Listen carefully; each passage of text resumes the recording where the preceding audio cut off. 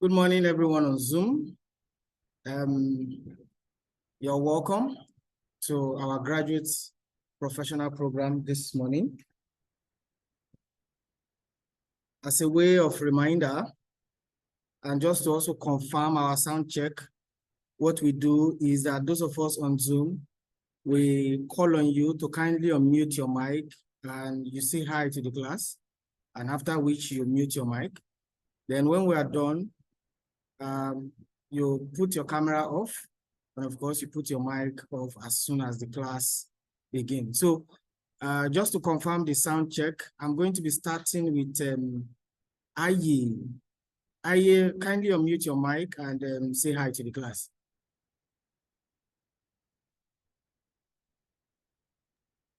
Hi, good morning, class. Good morning, sir. Good morning. The next person here is Emmanuel Obekpa. I hope I pronounced that correctly. Kindly unmute and say hi to the class. Hello, good morning, sir. Good morning, class. Right, thank you very much. Then we have iPhone XR. There is no name. iPhone XR, kindly unmute your mic and say hi to the class.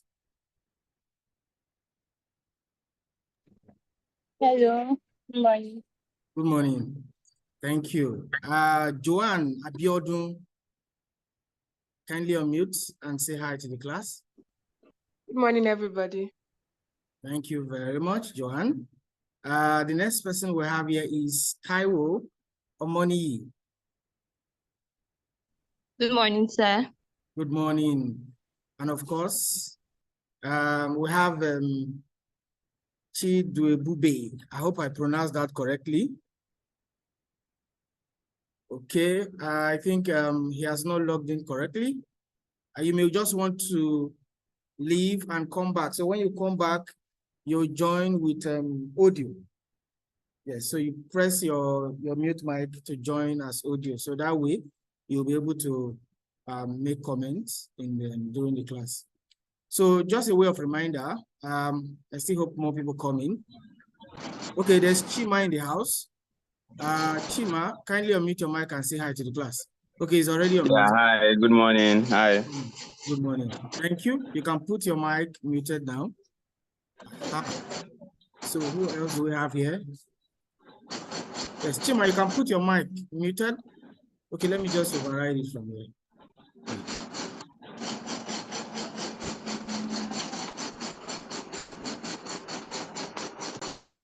Okay, I think I've been able to sort that out. Then we have Annie. Annie is also not joining with. Annie, you may just want to go out and come back in. Your mic is not showing, and it's because you joined with you didn't join properly. So you just need to use the option of the mute mic and your mute mic for you to come in. But I can confirm that you all can hear me. So once again, you're welcome to our today's class. We also want to remind you of the ground rules. The ground rule is, as soon as you're in class, you put your mic off, you put your camera off. Putting your mic off means you put it on mute, so it does not disturb the class. And of course, you also need to put your camera off so that we are not distracted by your fine beauty, maybe your fine houses, so that all of us can just pay attention to why we are here. And of course, when you come in, just quickly use the chat box. You type in your full name and phone number. That serves as your attendance for the day. So having said that, let me also say hi to the people in class. Good morning, everyone in class. So I will be the one to pilot the project management professional class today. And let me quickly just introduce myself. My name is Young Solomon Godwin. Some of you must have met me during your community development service at your various venues. That's my full name, Young Solomon Godwin. So people usually just abbreviate it to YSG. That's just the acronym. So it's not a nickname. I co-facilitate project management with Mr. Ome Amadi. And of course, I also assist the administration in Dexter and Heroes. I've done some couple of projects with Urban Shelter and of course, contractors under Urban Shelter, Define Art Limited. What else do I do? I'm also into the crypto space. So basically, that's just me. So as we progress in the class, you get to know me more. So my goal today in our class today is for us to do a recap of what you did last week.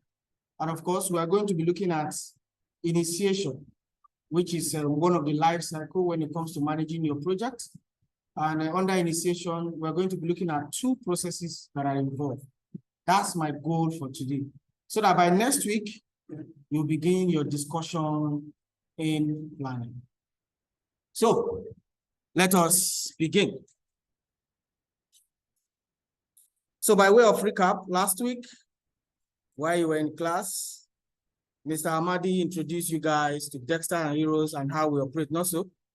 Exactly. He told us about how long we have been into the practice and how many clients we have trained so far. So he further introduced you guys to the project management profession. So that's what he did last week. So let's just go through some of the materials, some of the places you covered. So he was able to introduce you guys to the project management framework.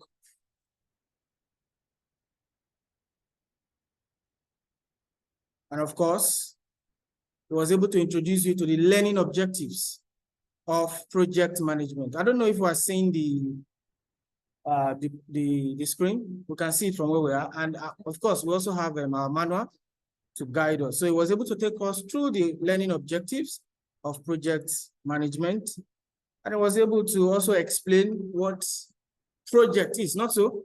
And he says projects are temporary assignments undertaken to create unique products, service, or results. And we say projects are temporary and then they create unique results, not so?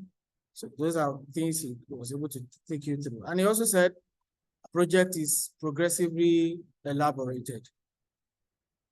And of course, he made mention of how projects drive change in organization. And he went further to explain what project management is. And he was also able to talk to you guys about the constraint when it comes to projects. And those constraints are 6 of them: scope, resources, time, risk, cost, and quality.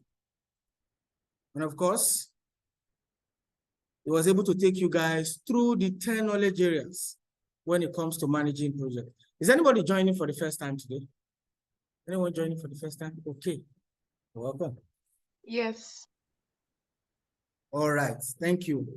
Yeah. So these are the 10 key areas when it comes to managing your project. Number 1 is project integration management. Number 2 is project scope management, project schedule management, project cost management, all the way down to project stakeholders management. So those are the 10 knowledge areas when it comes to our project. And of course, he also introduced you to the life cycle of our project. I would say there are 5 stages, not so? Yes, one of them is initiation. The other one is planning, executing, monitoring and controlling, and of course, closing of the project. In explaining these 5 life cycle, if you look at the arrow from initiation, it went straight to planning also. Yes, and from planning, I will have an arrow that is going to executing.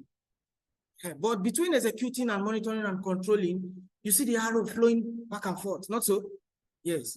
What does that mean? What does that tell you? And if you look at monitoring and controlling, you see another arrow going back to planning. What does that tell you? Between planning and executing, or between executing and monitoring and controlling is, as we are executing our project, we are also monitoring what we are doing. Now, in a case where what we have planned for, and as we're executing, we are beginning to see that it's not going to work the way we have planned. What do? We go back to planning and plan again so that we can now go back to execute, and of course, monitor and control the project. And when we come to monitoring and controlling, the next thing we'll be looking at is closing of the project. That is the conclusive end. So that's why you see the arrow that way. So what's the point? The point is what we plan to do in our project, it may not go as planned. So we are always advised to go back and do what? Make some changes. And once we make those changes, what we have in our original plan will be adjusted as well. And of course, I was able to introduce you guys to the project phase and phase gates. And he also told you guys about overlapping phase relationship. Then the iterative phase relationship as well. So these were the things he was able to take you guys through last week. Now, when I run projects, there are factors that will affect, or that will influence rather, how you want to manage that project. And those factors that will influence how you want to manage that project, we said they are EEFS, which means enterprise environmental factors. That's one. And the second one is organizational process asset. What does it mean? Enterprise environmental factor. What does it mean? Factors, environment, enterprise, environment. Things that will happen within the environment that will affect your project. As we make progress, I'm still going to highlight more on it. And of course, organizational process assets. In your organization, what are those set of rules that you follow? What are those set of regulations that you follow? Those are organizational process assets. As we make progress, I'm still going to elaborate more on it. And of course, we say what will influence your project can be internal and of course can be external, which is enterprise environmental factor. External, internal is what's the name now? Internal is organizational process assets. And of course, I was able to introduce you guys to stakeholders. Who are stakeholders in your project? When you manage project, there are guys we call stakeholders. Some of us just perceive that stakeholders are people who make decisions. Yes, you are correct. It is fine. When you go to the hospital, I'm sure you made this analogy last week. When you go to the hospital, people who are sick, there is one name for them. What's their name? Patient. When you're in a classroom, people who are there to learn, there's one name for them. And people who are in projects, there's one name for them. We get the point. So every person in a project is what? Is stakeholders. And I'm sure he was able to elaborate more by asking you guys if you have read this book. What's the name now? It has to do with Animal Farm. How many of us have read that book? That says, what's the name now? All animals are equal, but some are more equal than the other. How many of us have read that book? Have you read the book? Yes, I think that book was by George Orwell. Yes. Go and read it. It's just a simple way of saying some of us are more powerful than other people. You understand? And of course, he was able to introduce you guys to who is a project manager. And of course, you got to know who a project manager is, what are his functions. And according to PMBOK, the project manager is a person that the company has appointed and assigned to lead the team. So that's what he was able to introduce you guys to last week. And of course, he was able to talk to you guys about how organization structure is held. And he looked at 3 areas. One of them is functional organization, where the functional manager has more power. And we say in projectized organization, when the project manager has more power, he can make decisions. He reports directly to the sponsor. And of course, metrics, we say power is shared. So functional manager would have, somebody's mic is coming up. Somebody's mic is coming up. You spoke like an elder. Abdullahi Yunus Yahaya. Is behaving that. The penalty for not following our ground rules is that you will be put in the waiting room. Yes. And when we put you in a waiting room, what happens is you will miss out on some of the things we are saying. So Mr. Abdullahi Yunisa, please kindly put off your camera. Your camera is also on. Yes, thank you very much for adhering. So we say metrics, power is shared. Functional manager will have the authority to make decisions. Project manager will have authority to make decisions. So power is shared. That's a functional metrics organization. And of course, he was able to introduce you guys to the project management knowledge areas. And those knowledge areas are what you're seeing on your screen. Project stakeholders management, project integration management, project scope management, project schedule management, project procurement management, project cost management, project risk management, project communication management, project resource management, and project quality management. Now, we say there are processes that are attached to these 10 knowledge areas. And by the way, if you manage these 10 knowledge areas judiciously, you have automatically managed the 49 processes involved in our project. So failure to manage these 10 knowledge areas, it means you are going to have issues in your project. So these 10 knowledge areas, they all have processes. Now let's look at those processes together. Now, project integration management, how many processes do we have? 7. Very well. Project schedule management, how many processes do we have? 6. Project quality management, how many processes do we have? Project risk management, how many processes do we have? 7. Project procurement management, how many processes do we have? 3. Do all of us have the manual? All of us, do we have the manual?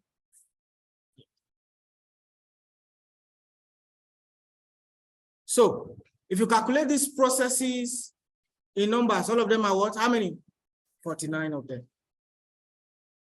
So in project integration management, these are the 7 processes involved. Of course, in project scope management, these are the 6 processes involved.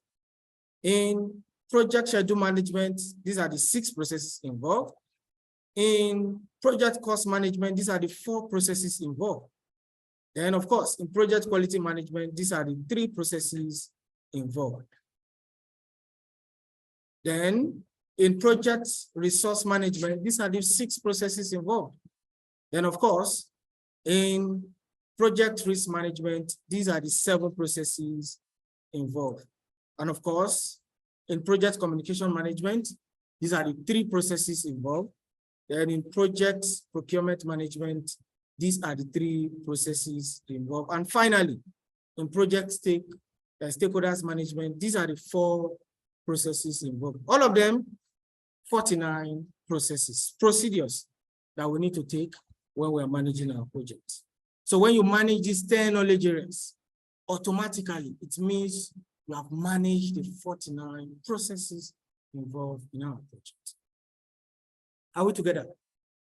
Am I too fast? Okay.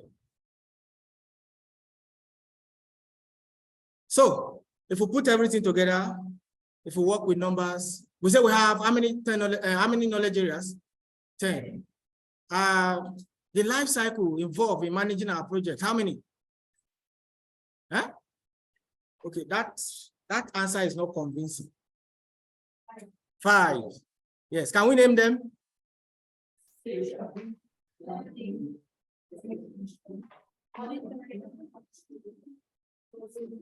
Thank you very much. So those are the 5 stages when it comes to managing our project. And of course, we say we have 49 processes that we need to run our project. So these are the project life cycle. So the arrow explains them. I think I've said it before. So initiating our projects. What are the processes involved? What are the processes involved in initiating our project? Somebody's mic is coming up. Somebody's mic is coming up. Okay, I think the person has gone back to do the needful. So, initiating our project. What are the 2 processes involved?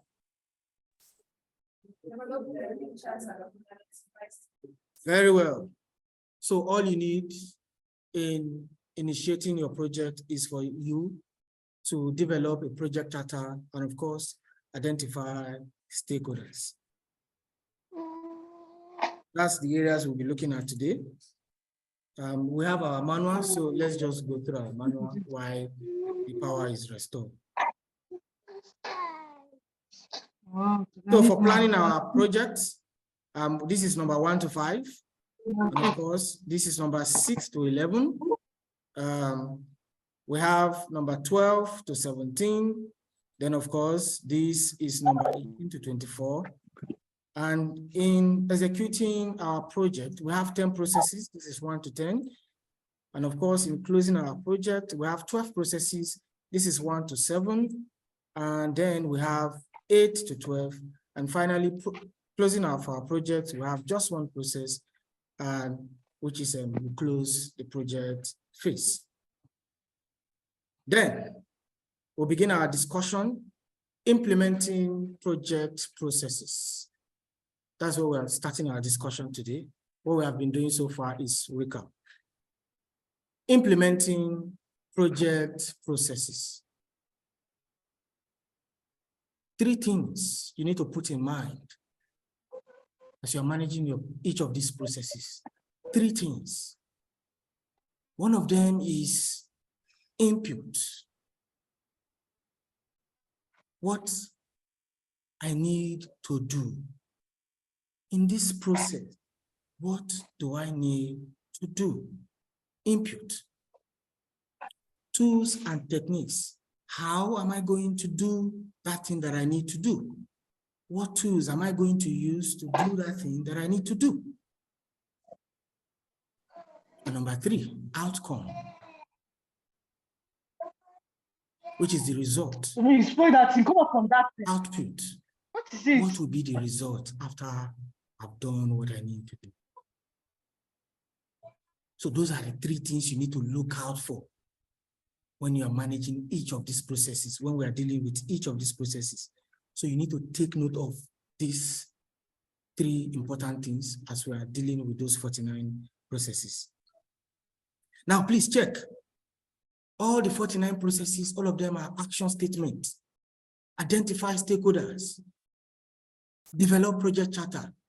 They are action statements. They are asking you, do this, do this, do this. That's what it means. Now, if you look at this, there is something that looks like funnel in your manual. Are you seeing it? Those of us online can see it. Whenever I see this thing, it just takes my mind back to a grinding machine. Yes, I don't know if that happens to you, but it takes my mind to grinding machine. You just take the tomato to the grinding machine, you put it inside. It's still the way it is. It still has the shape. By the time you put it into the grinding machine, what happens? Yes.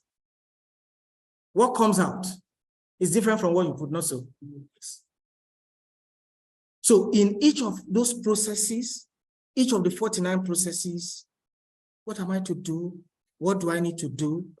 And what will be the result? You understand? So this image just simply explains it.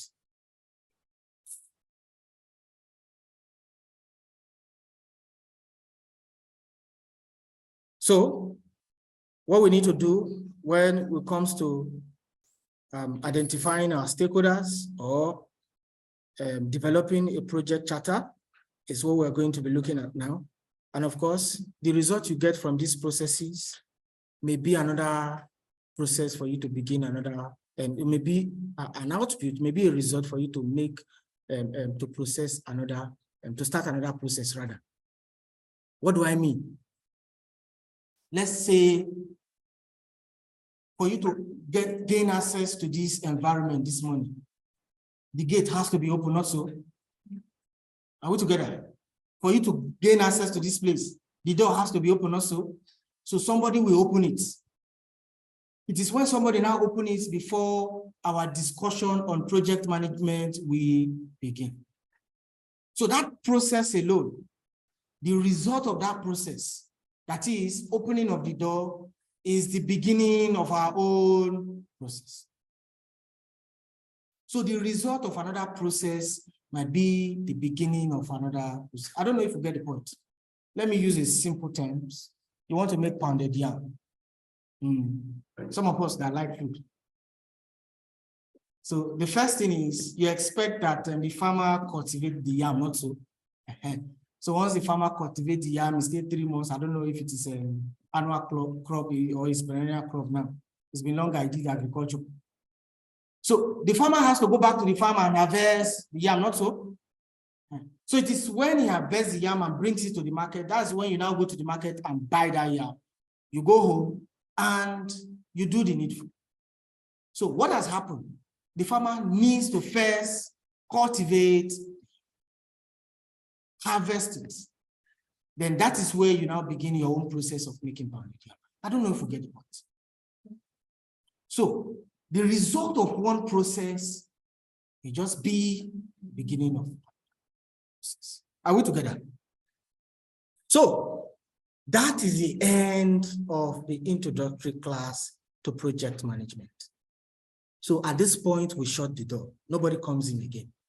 So if anybody that has to come in, we just have to wait for our next session. Because at this point, the project management itself has begun.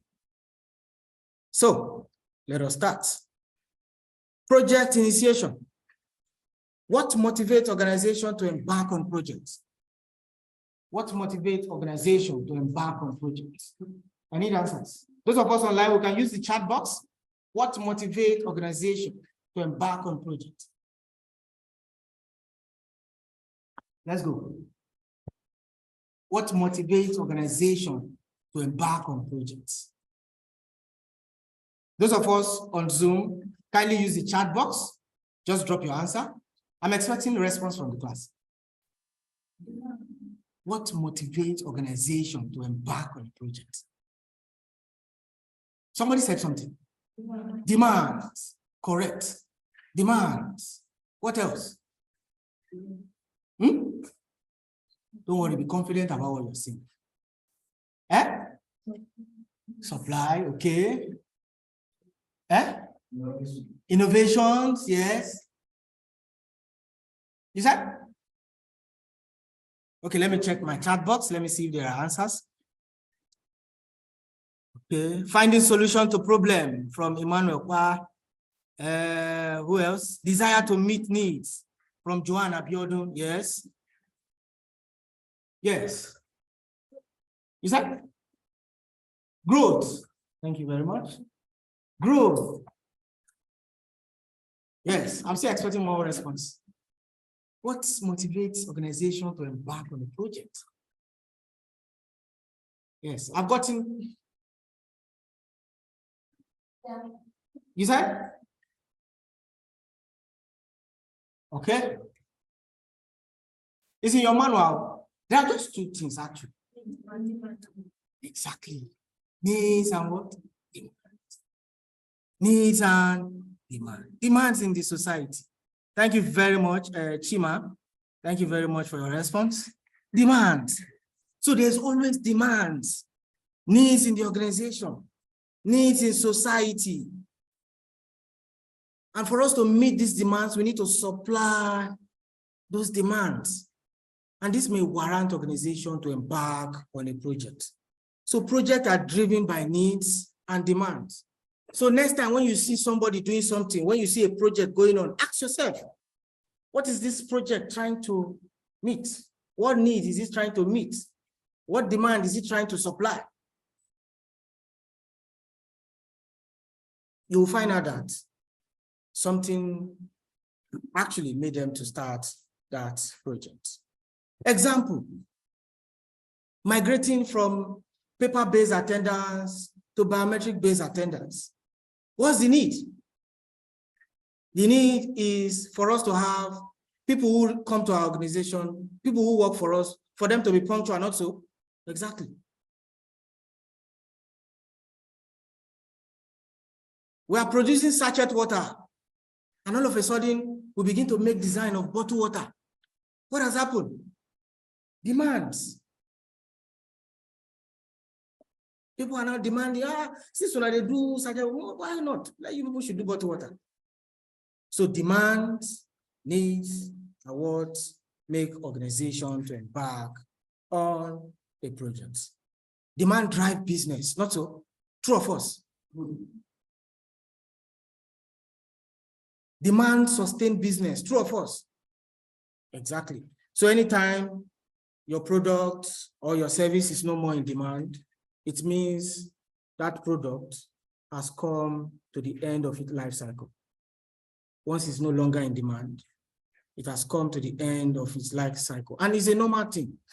How many of us still have black and white TV in our house? If you still have it, just wave your hand.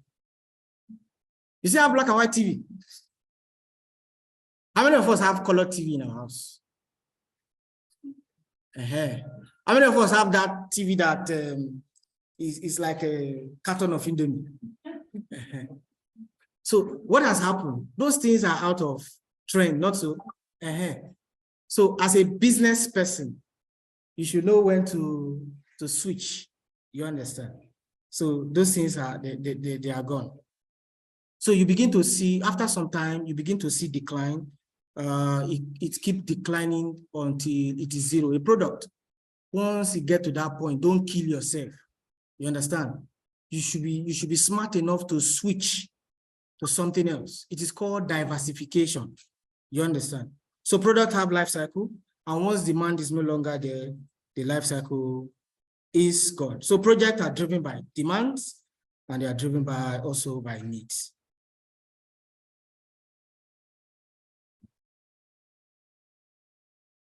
So when you look at your manual, for those of us online, when you look at the screen, you discover that any project you look at, it is either driven by demands or by needs. So it could be that the project is because there is a market demand. That's one of them. 7 possible needs. There are 7 possible needs and demands that could bring about project. One of them is what? Market demand.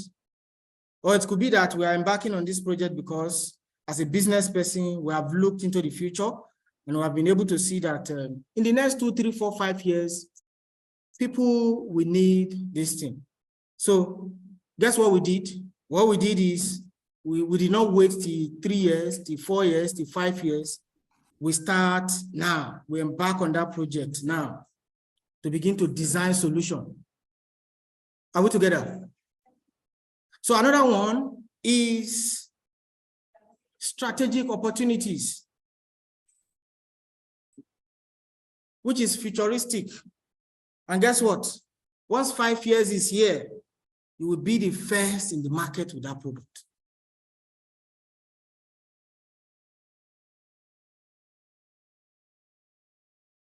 Have we all heard about the benefit of first arrival? Yes, benefit of first arrival. First arrival. Benefit of first arrival. Have we ever heard it? Yes. So the very few first year as an organization, it could be problematic. But after sometimes you get used to it. Now let's say, for example, you happen to be the first person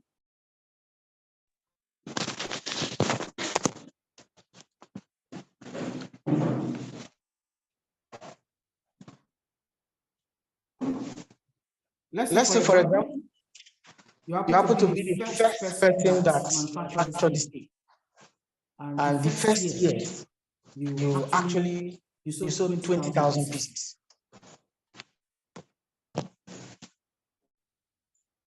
Then the second year, you sold 50,000 pieces. 50,000 pieces of this thing.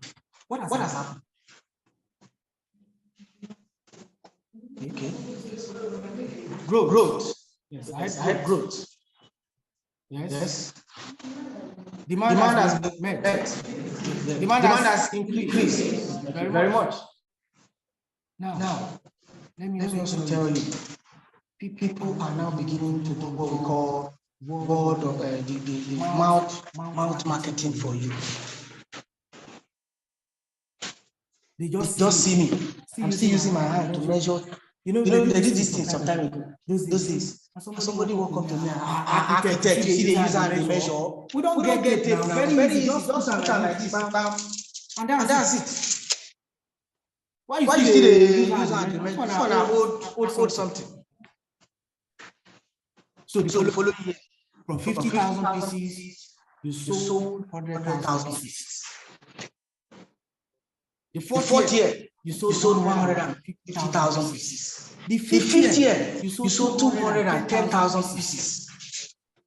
Then the sixth year, you fall back. You sold 190,000 pieces. What has happened? Very good.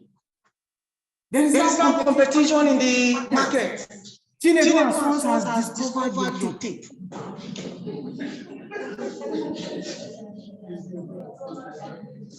And they have from China. And they say sample. Papa, can you run this thing? I say, and there's hardly anything that China cannot do. Not so. And before you know, Chinedu and Sons container is in the seaport. So at that point, the market is what? Share. But not to worry. You are the king of the market. That benefit of first arrival is still there. It's all brand loyalty. You understand? So you just need to, if your management is good. I think that's what MTN is enjoying today. Yeah, some of us bought our SIM card as high as 50,000, 40,000. Not so. Now SIM card is almost free. Not so. But the MTN that you have there, that's the number that people know you with. So you still want to. You understand? So it could be that we saw the future and we begin to make plans for it. So talking about brand loyalty, you know, some of us also have that thing. If you know Panadol, it can never be Panadol. If not be Picnic, it can never be Picnic. I remember some time ago when the economy was shaky. Some of us who went to the market to go and buy titles were ending up coming back with Festus. How many of us saw that video that time? Because we couldn't buy titles, we're not buying Festus. You understand? So some of us have that thinking that no. So brand loyalty always keep your business. So in business, you just need to look ahead. And if you are going to remain your generation, you must monitor trends. Know about the economy. As things change, you need to also change so that you can grow in strength. So how many of us are into the crypto space? You have Binance on your phone. If you have Binance on your phone, you have Binance on your phone. 10 years ago, do you have Binance on your phone? 10 years ago, do you have Binance on your phone? Not at all. No. What has happened? Not at all. What has happened? Innovation. How many of us have this mobile mining app? How many of us have this mobile mining app? Some of you have deleted it. That's the indication. That's the indication. Download it back. Go and download it back. Have you read their white paper? Go and read their white paper. If you read their white paper, at the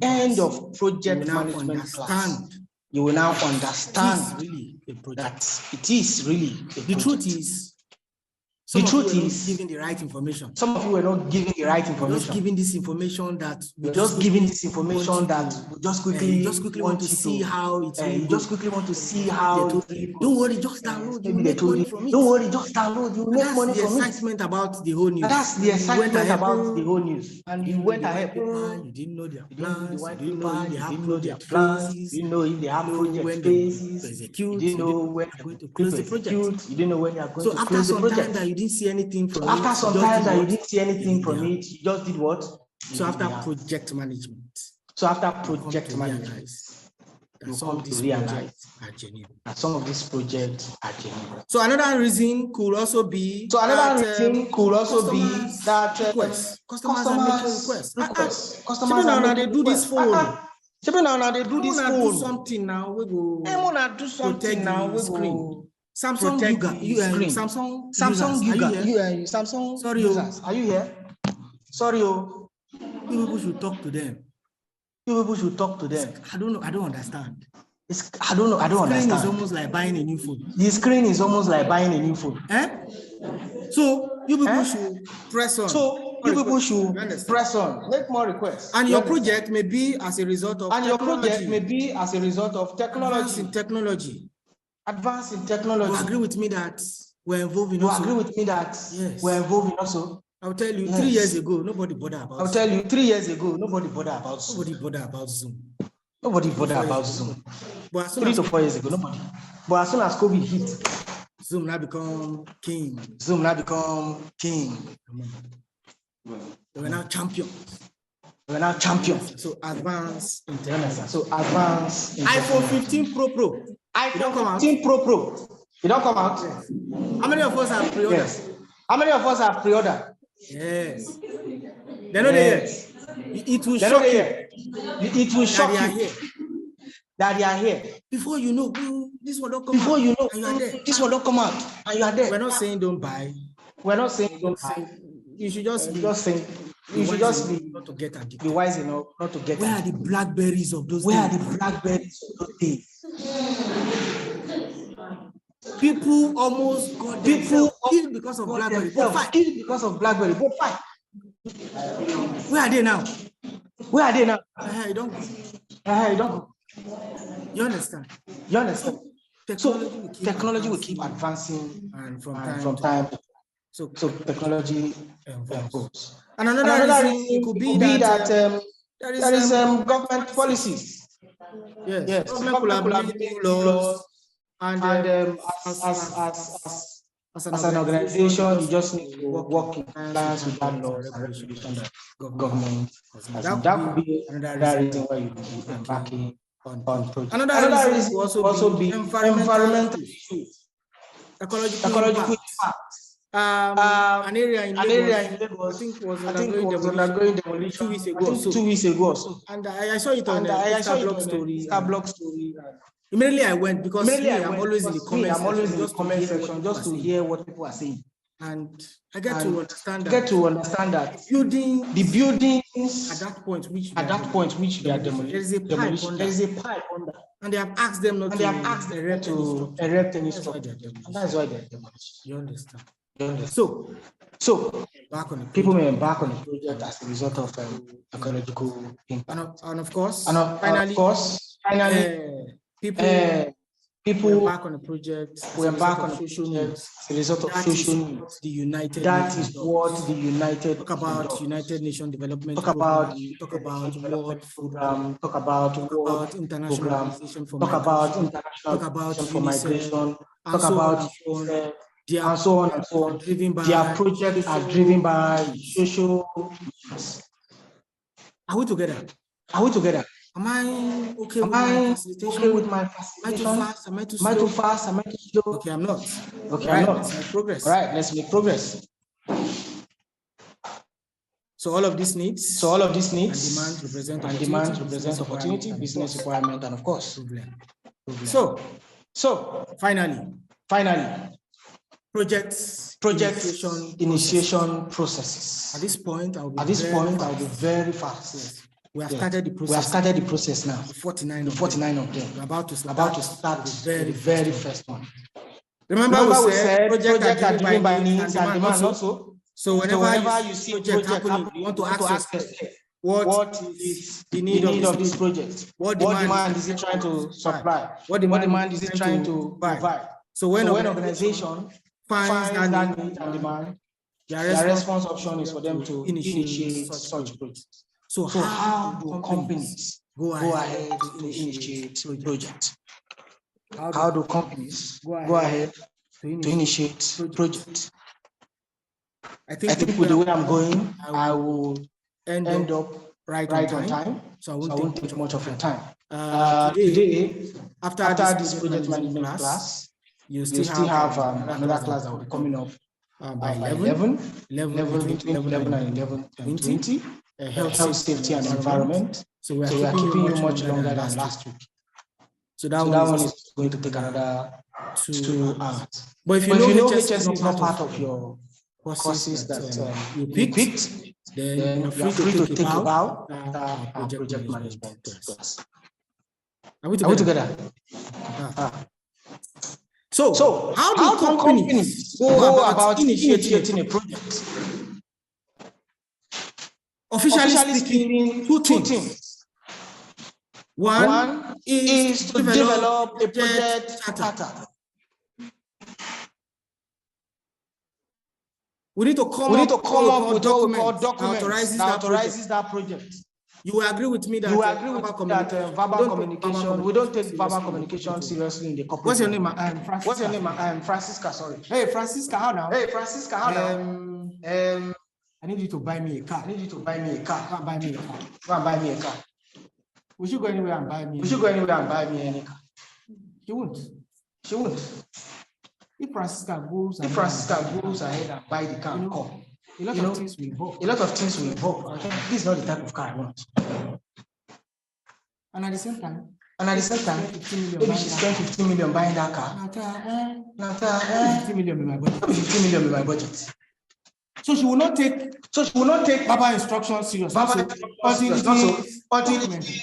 Okay, Francisca, that document contain the type of car, contain all of that, budget and all of that. That's when she takes. And of course, I will send her the money. Are we together?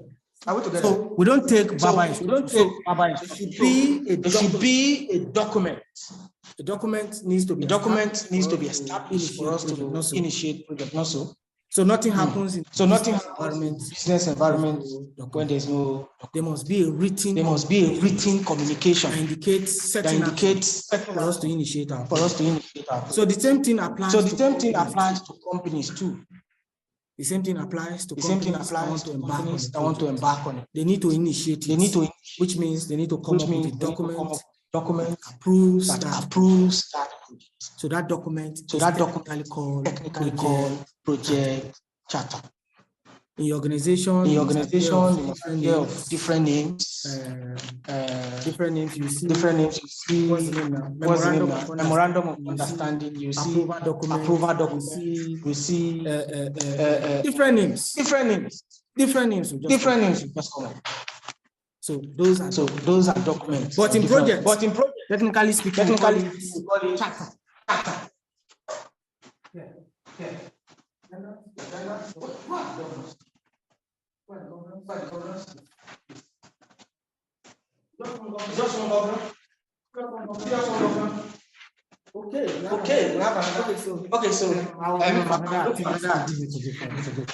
When time is right.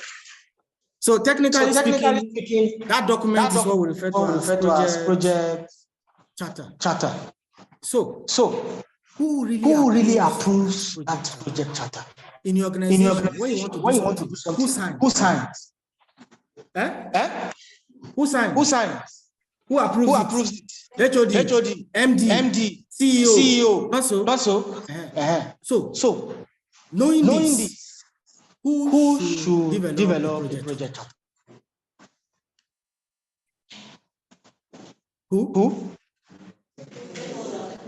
Okay. Who approves the project charter? The sponsor. Not so. The sponsor also. So who should develop the project charter?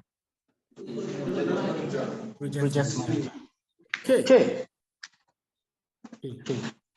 The sponsor also comes up with the project charter.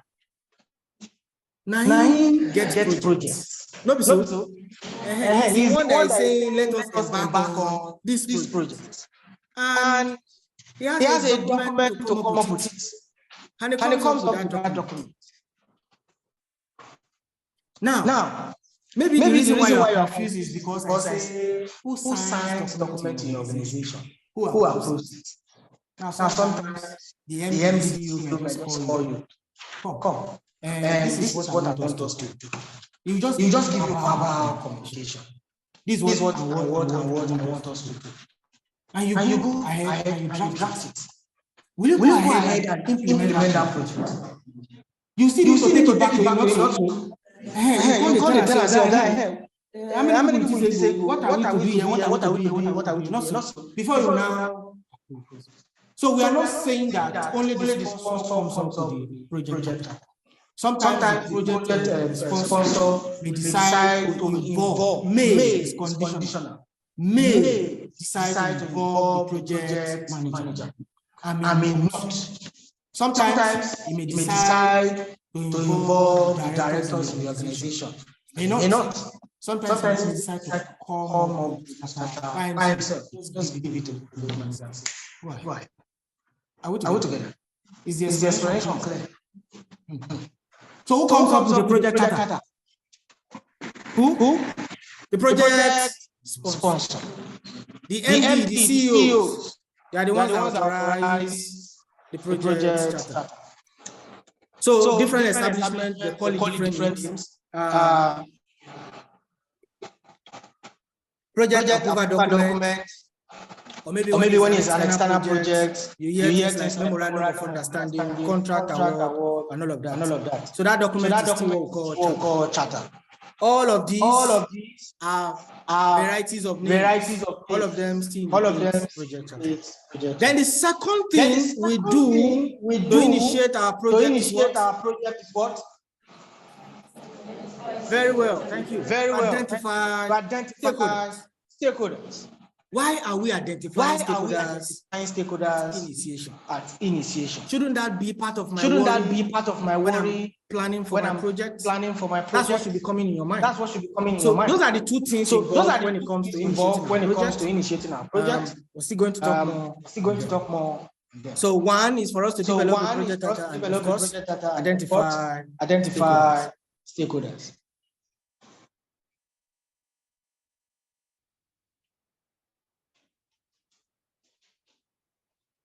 So let's make progress. Now recall that I am in project input techniques and outputs. Those of us in class. That's where I am. Because of the projector is not on. Just to confirm my sound check. Let me see. Let me see who is here. Aisha iPhone. Can you unmute and confirm? Confirm that my sound check is okay. Oh, somebody is not managing his or her devices well. I'm beginning to see some markers.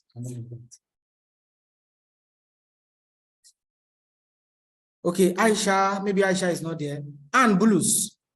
Kindly confirm that you can hear me. Okay. All right, I have somebody else here. Angela, please confirm that you can hear me.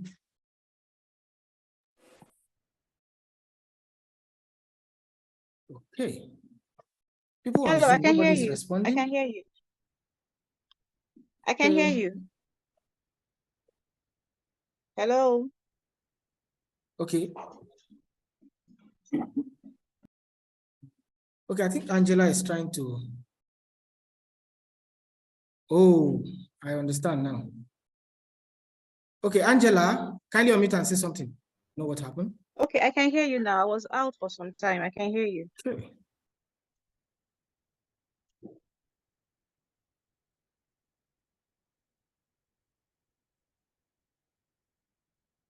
just to be sure. Angela, go ahead. Yes, I can hear you.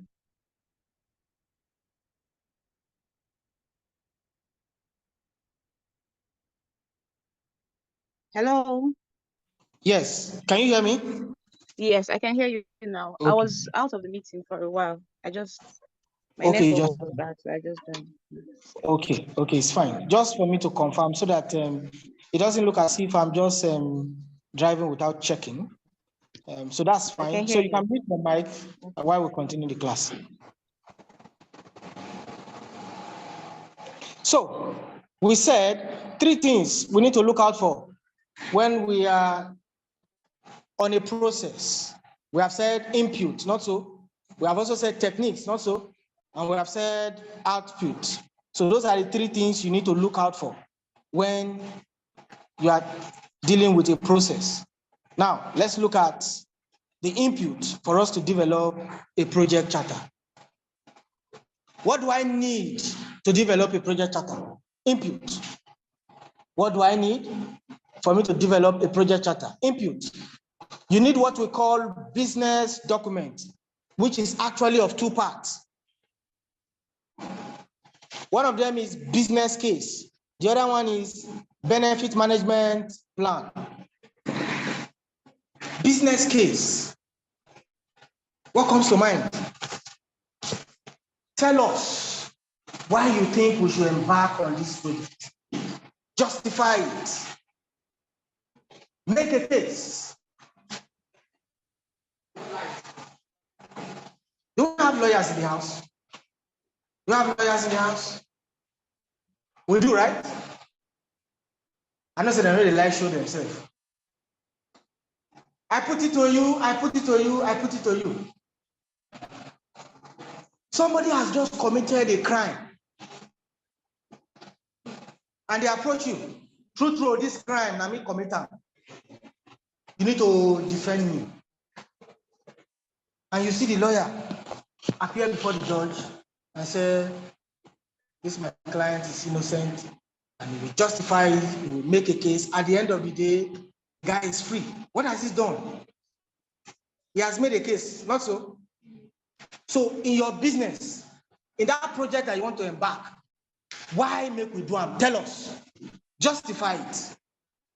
Hey, as a result of non-employment, we are trying to empower 2,000 youths for different skills and acquisition, so that at the end of 2 years, we'll have about 48,000 youth who are very skilled in some areas, in specialty. Is that the case? Is that the case? Okay. Since we're not following, let me make this example again. Due to the rate of unemployment, we are coming up with a program. That program will enhance youth. And we're looking at 2,000 youth monthly for us to enhance them with different skills and all of that.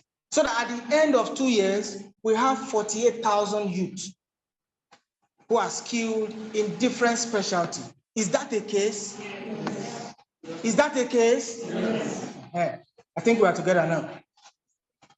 Hey, we are migrating from paper-based attendance to biometric-based attendance. We have seen that the punctuality of our workers is affecting us. We lost about 6.9 billion, and that 6.9 billion, as a result of late coming, will have been used in other areas, or maybe open a branch somewhere. So for that reason, we are migrating from paper-based attendance to biometric-based attendance. Is that the case? Yes. Is that the case? Yes. I don't know if you get it. What they are telling you is, look, you are telling us to embark on this project. Tell us why. Make a case. Do we get the point? Yeah. Then the second one is, who will be the beneficiary of this project? Who are the benefactors? That's what the second one is talking about. So you begin to highlight, hey, social organization will be the ones to benefit. So people will be the ones to benefit. And these are the peoples that will benefit. For example, like NGOs that their projects are driven by social needs. Who are the beneficiaries? People who have been internally displaced, not so. Children who cannot access basic necessities, not so. A lot of them. People who went to another country through illegal migration. Those are the benefactors of such projects. Are we together? Yes. There's a question.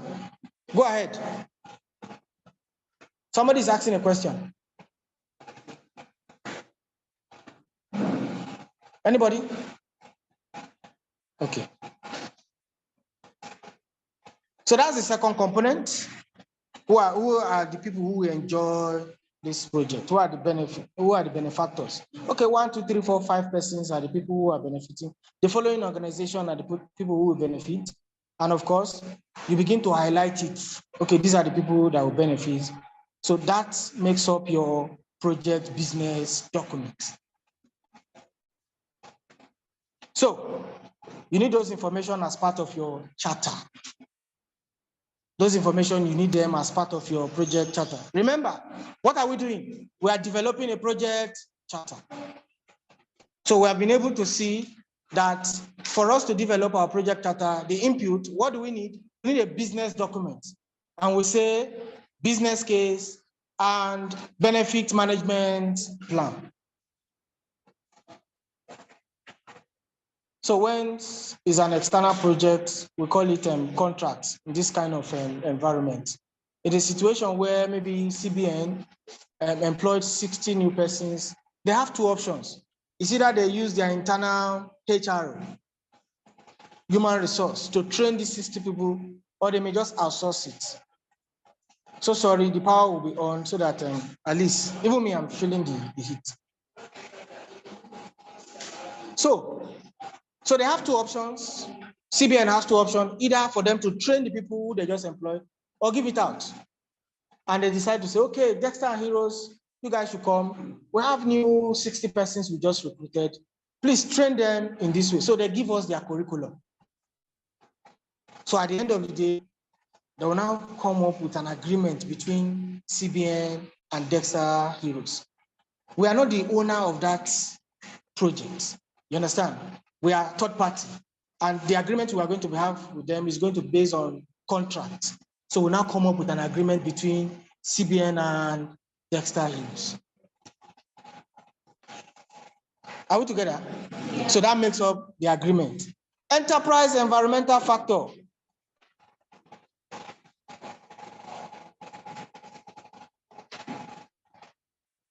We have said it, that there are things that will influence the way you manage your project. Enterprise environmental factors. There are things that will influence the way you manage your project. For example, when your project began, dollar was 200 naira. At the middle of the project, dollar has jumped to 800 naira. Do you think you'll be able to continue with that project if you don't go back to review some things? Will you be able to continue with that project? Not at all. So those are environmental factors. Then we say organizational process assets. The way your organization runs their project. That's what it means. The way your organization runs your, for example, let's say, okay. Are we together, guys? Somebody said no. Okay. Oh, we are still in input. Input of project charter. You are seeing it now, number 3 and number 4. That's what I'm explaining. Please always call me back if you think we are not on the same page. Are we on the same page now? Please, if you just came in, just talk to your neighbor, they will just show you where we are. Input, project charter, that's where we are. We have talked about business documents. We have talked about agreements. Now we are in enterprise environmental factor, which are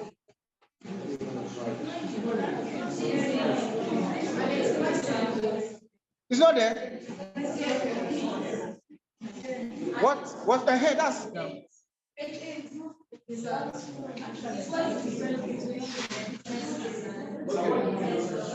okay, hold on. One house, please. One house.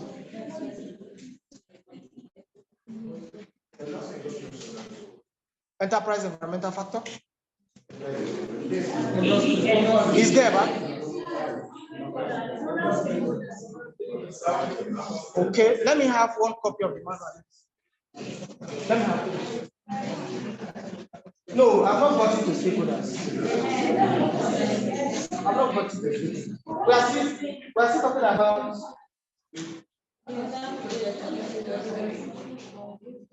Oh, okay. Yes, it's here now.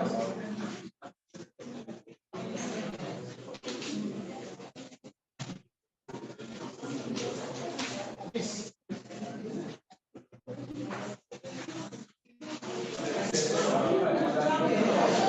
Okay, you can write it. Just write it. Sorry about that. Somebody asked a question. What's the difference between business document and if you look at that business document on that your manual, you will see that under it we have business case, benefit of management plan. That's what makes up a business document. Are we together? Did you get it? Okay, we are saying business documents. Those two things, business case, they are inside the document. It's of two parts. So that's what, so it's still part of the business document. So it's the same thing. It's just that we just segregate it, two parts. Make a case why we should embark on this project.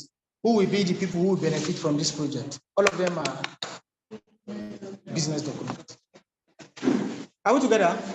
So please, in that your manual, you said there is no number 3, there's no number 4.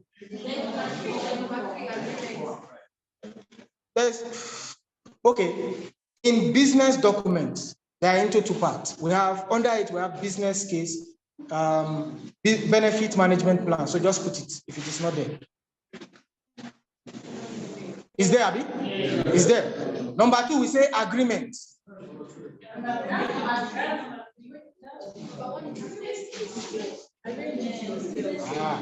Okay, so these are the 4. Just arrange it. These are the 4. One of them is business document, 1. 2, agreement. 3, enterprise environmental factor. 4, organizational process assets. Just write it. Just indicate it. You said? Just add it to the input of developing a project charter. Yes, that's what I'm saying you should do. No, there are 4. There are 4 of them. Business case is of 2 parts. Under the business case, business document rather. So we have business case and benefit management plan. That like that is 1. 2 is agreement. Yes. 4 is organizational process assets. Do you get it? EFFS. Okay. Enterprise environmental factors. Yes. Are we on the same page now? Yes. The OPA is what? OPA, organizational process assets. Organizational process assets. That's number 4. Organizational process asset. Let's have one house. One house, please. Agreement. Enterprise environmental factor. Number 3. Agreement. You said? I explained agreement. I just did. I made an example. CBN recruited 60 persons and they don't want to use their internal HR to train them. Let's have one house, please. They don't want to use their internal HR to train them, and they decided to give it out. So giving it out will be based on agreement. This is what we want you to do for us.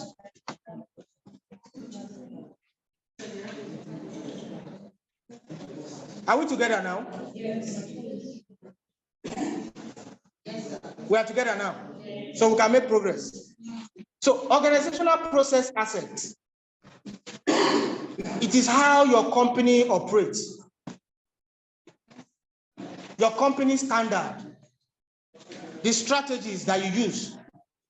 For example, we pay for our logistic person, we pay 200 naira per kilometer. Assets, organizational process assets. For example, we pay for a kilometer based on the logistic personnel, we pay 200 naira per kilometer. And this young man just walk up to us and say, now I want to take this money too small now. And we say to him, no, that's the company's standard. I'm sure Mr. Amadi explained it last week. He did not? He did not? Oh, some of us will not. Okay, it's fine. Okay, so that's just it. And I have said enterprise environmental factor are those factors within your environment that will affect your project. I talk about the dollar rate, not so. So we're together now. We're on the same page. I don't think people online are actually having this issue because the manual I'm sharing here is, the manual they have is also the same. So if, I think it has been published in your WhatsApp group, you can also have the complete, all of you will be on the WhatsApp group at the end of today. It is now on me. It is me that is initiating it. No, be so. So you will hold me responsible. So that's the input when it comes to developing our project charter. Now, let's go to the tools and techniques. Expert judgment is one of them. Second one is data gathering. Number 3 is interpersonal skills. 4, we have meeting. Now, how do you develop a project charter? Yeah, welcome. We are in tools and techniques now. We have looked at what we need to do, the document that we need to consult for us to develop our project charter, not so. Now we are looking at the tools and techniques, how we are to develop the project charter. Are we together? Yes. Seems like we are having another facilitator at the back.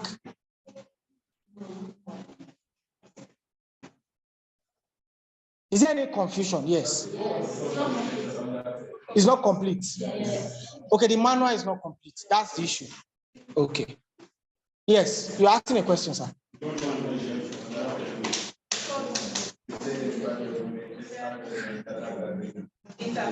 Excuse. The 4th one is meetings. Yes. Meeting is not there. Meetings. Okay. I think there's a problem with this.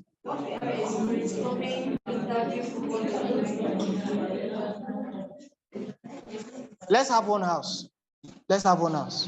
So let me just quickly take expert judgment. I think we should just be taking them one after the other so that it doesn't cause confusion. So the first one we are seeing there is what? Expert judgment. What does that mean? Imagine you have to develop a project charter and you have not done it before. How do you approach such assignment? Your supervisor just calls you. What's your name, man? Martha, please. This project charter, now you go developer.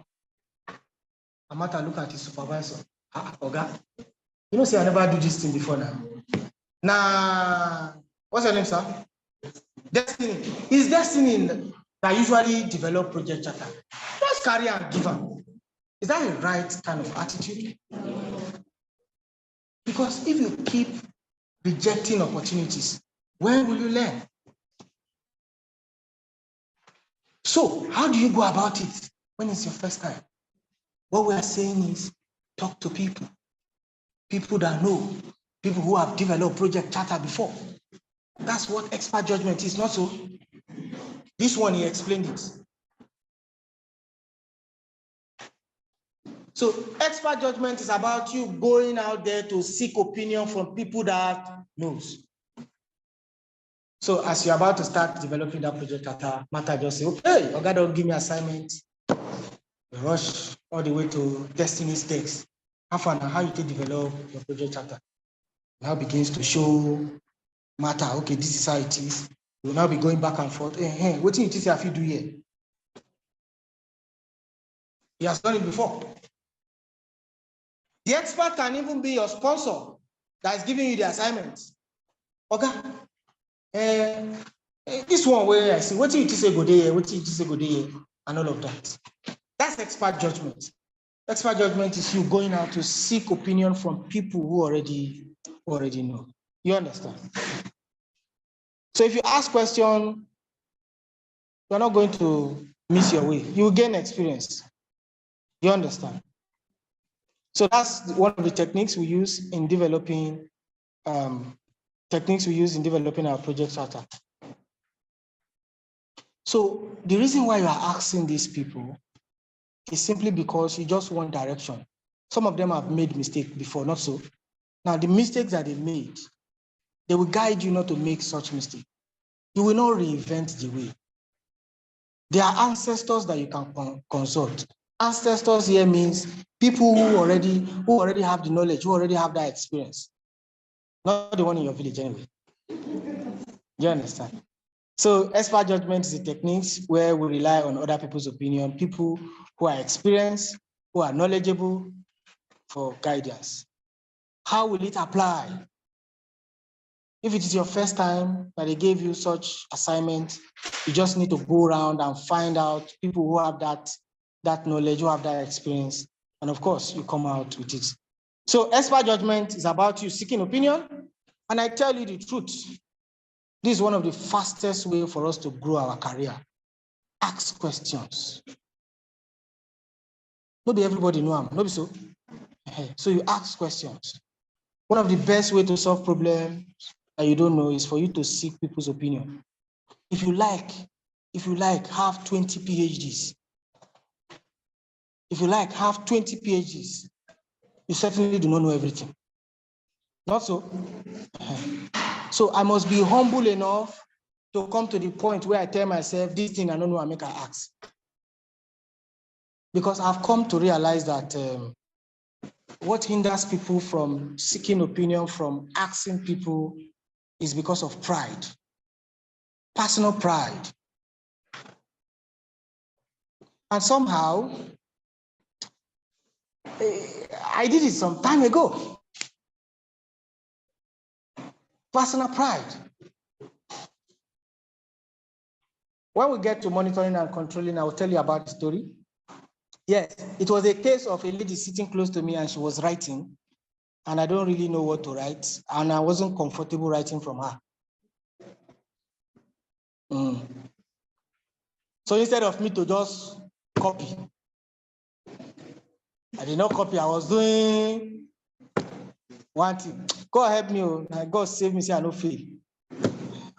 Although I deployed another strategy, and since I couldn't copy from a lady, I should be able to deploy another strategy, not so. I'll tell you guys when we get to monitoring and controlling, if I'm opportune to take that class. So in Africa, we reason, our reasoning is always due, we add age into it. This person is small now. How go to ask him? Tell the small girl, why would I go and ask him? It's a small boy. Perception management. If I go ask her now, I go say, so with all the whole school, where you go, you don't even know this thing. You understand? So, asking people is very important. And I tell people, what you just want to get is what? Your result. Humility shows strength. Some people mistake it for weakness, but humility shows strength. When you ask people, you have strength in seeking opinion. And the second hindrance is because people don't really know who to ask. And that is why in this class, we encourage you. I have some of my friends here that we have met. And at the end of today, I'm still going to make more friends. And there is already an avenue for me to make more friends. Some of you are not in the WhatsApp group, maybe so. And I've told you that all of you will be in the WhatsApp group today. So it involves communication. From there, I get to know your name and all of that. I will begin to talk. That's network. So be intentional. Ladies, pay attention to this. When a guy approaches you here, you'll be saying one shy Q. Yes, some of them are coming with a project data that they want you to develop.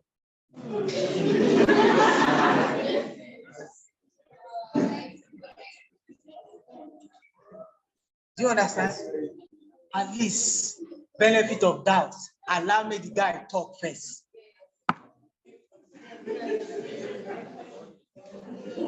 Be deliberate about your network. You understand? Build social capacity. It is important.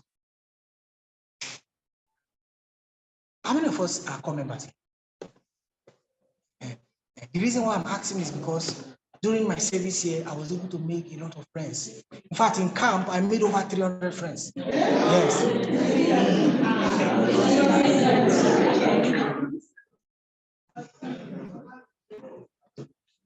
Now, the truth is, whenever I leave, I come to Kubwa orientation camp. Whenever I leave my hostel, there's this guy, Charles.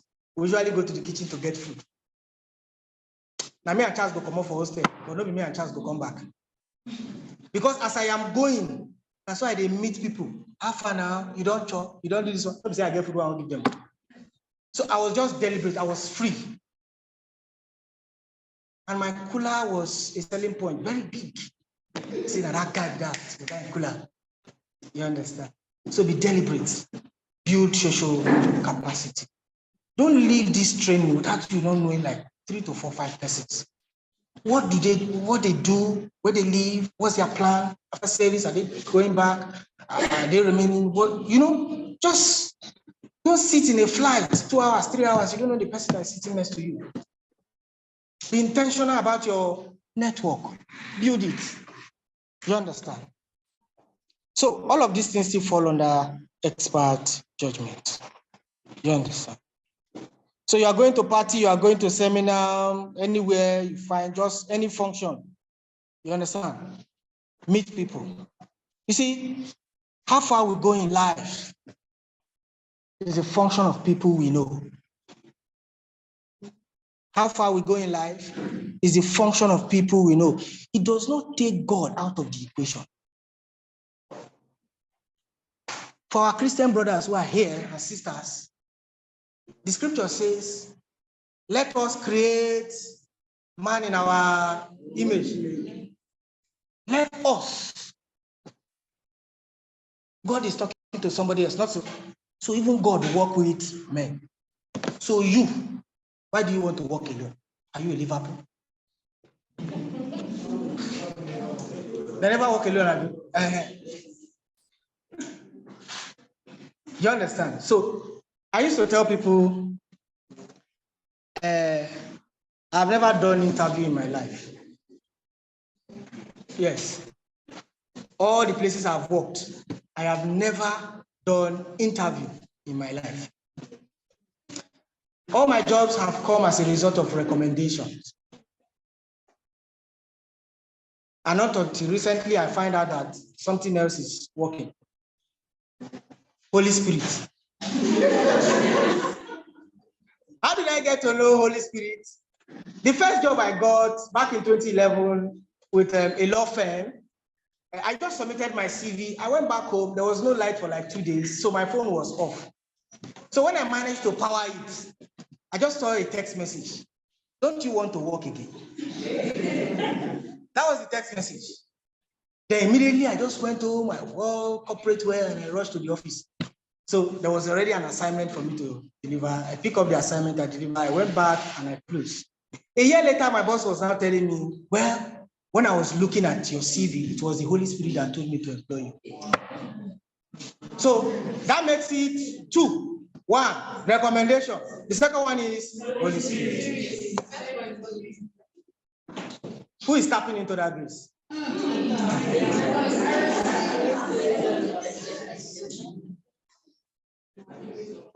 So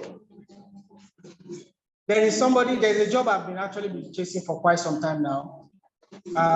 It's in the space of let's have one house.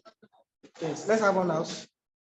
So there's a job I've been chasing for the past years now. I think about a year plus. And there's somebody in that organization that usually send me vacant notice. And every time I apply, I send my CV and what's his name that you attach to CV now? Cover letter. And I was just joking with her. I said, this is why people don't want to call me. It'd be like say the third reason of how I get employment is about to happen. What is that? Is take a bow and go. That's what happened in the Senate also. When they're appointing ministers, you just come. Once they see you, they begin to hail you. Hey, take a bow. I just pray the job comes, because when it comes, a lot of things is actually going to change. So the point is, be intentional. Most of us are in our service here. You need to build that network and all of that. So the next one is data gathering.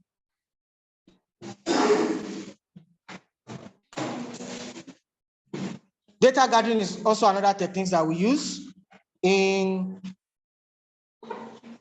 developing our project charter. So you have 1 or 2 guys, you just call them, you just source for information. Hey, how you say we go do this one? That's brainstorming. Then there are these special guys. You just call them and say, this project one I want to embark on. How much you think I go spend? What will be the budget? That is already pointing towards financial, not so. Those are financial gurus. So when you bring them together, that's a focus group. You have it in your manual, Abi? That's a focus group. I'm explaining for focus group now, still under data gathering. And of course, you use interview. You go to different locations and get people's opinion and all of that. Then the other one is interpersonal skill. Conflict management is one of them under interpersonal skills. The project is that we want to build a car that can fly, and we are building it in Lagos. And somebody just said, let it have wings. Another person has said, you know they think, you know the reason, you know say Lagos traffic too much. We are trying to reduce the traffic. You see the same way they add wing. Those are conflicting statements also. So now, somebody where they talk to the other person say no get sense. They'll begin to have conflict. So as a project manager, how do you manage such conflict? Do you get the point? Facilitation, leading discussion. So from the beginning to a very positive end. Some of us are easily carried away when we are discussing. When I discuss something, project management, before you know, you don't begin to discuss Chelsea and Man U. And before you know, you begin to argue. Now, because now during COVID, I make Liverpool win Premier League. Then you begin to digress. At the end of the day, there's no time. You now begin to rush. So you should be able to facilitate discussion. You should be able to, of course. I think at some point I've said some humor things here, but I've been able to bring you guys back. That is how it should be. Do you understand? And of course, meeting management. When you call for meeting, let your meeting have an agenda. So in that meeting, what is the agenda? You state it. It is not when people have gathered, you now begin to talk about the agenda. What was the agenda for today's class? For us to conclude the project framework, not so? Exactly. And immediately we were here, we started right on what we're supposed to do, not so. So it is not here. I'll now begin to say, okay, let's see today now, we will just do execution. Or today we will do, no. Let your meeting have an agenda. And also, there's something you need to put in place. If your meeting is going to be 2 hours, let it be 2 hours. If it is 30 minutes, let it be 30 minutes. And during that meeting, everybody should have an action plan. Action plan will be that after we have done, okay, Francisca, in our next class, what are you going to do to improve the class? Francisca will now write, this is what I want to do. Somebody, the secretary will take the minutes. Next week, when Francisca comes, we'll be able to hold her accountable. That makes your meeting more progressive. Are we together? Are we together? So that's meeting. Sometimes you hear AOB, any other business. Some people think that thing is another meeting entirely. No. It's just for 2, 3, 4, 5 minutes. If AOB come be like saying, put it in your next meeting agenda. You know, when you are working, you are not meeting. And when you are meeting, you are not working. So the time for meeting should be used reasonably. Are we together, guys? They say one head is better than two. No, 2 heads is better than one. So, 2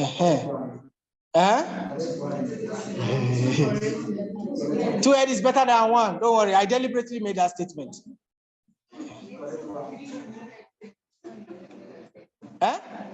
3 heads is better than. Okay, I'm hearing another one for the first time.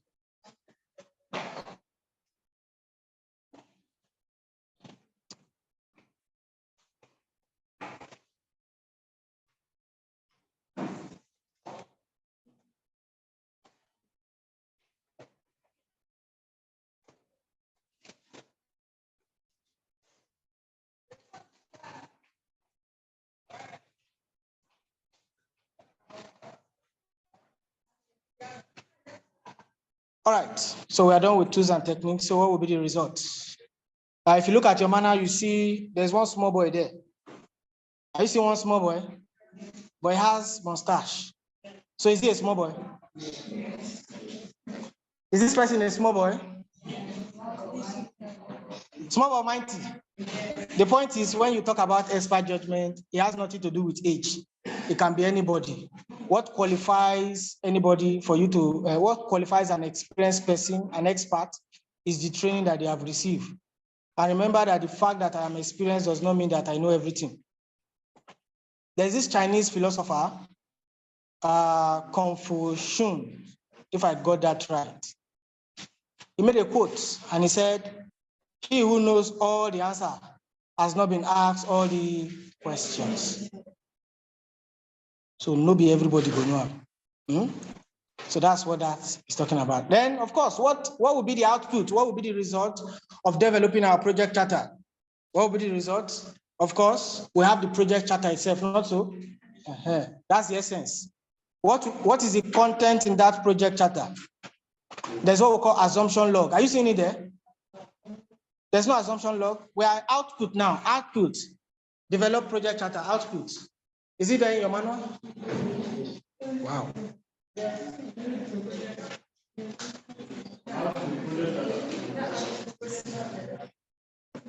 Let me see this one.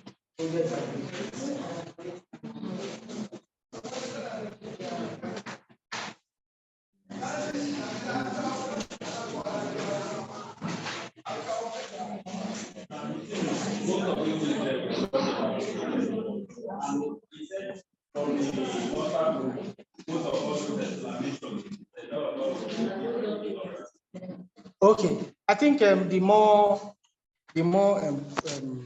well-documented one is in the WhatsApp group. But then, you know, we said we are looking at 3 things when we are taking a process.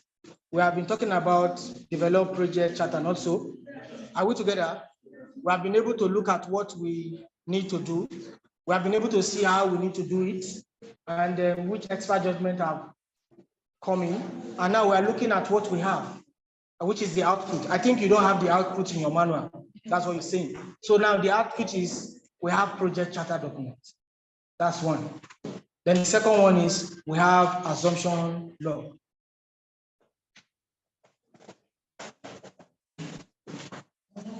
Assumption log. You know, when you did your IT, there's this book they gave you where you usually write your daily activities, not so? That's log.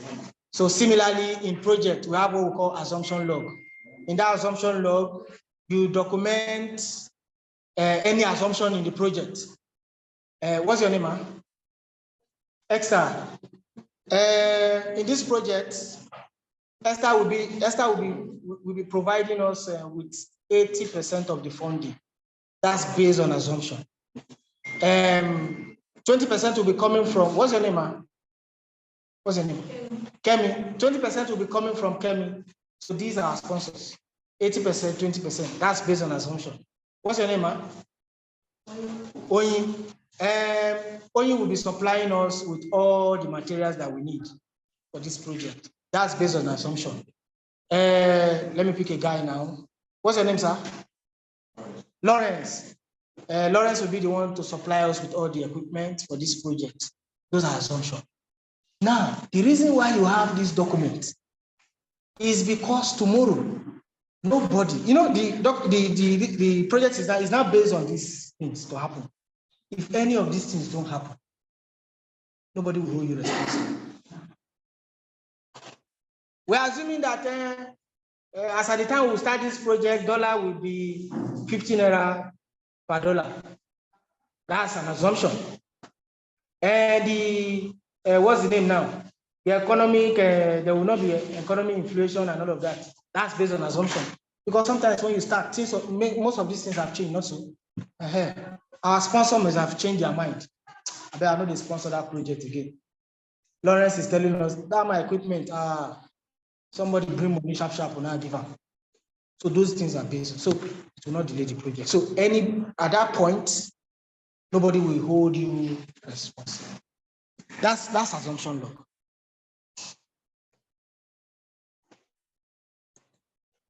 Let's make progress.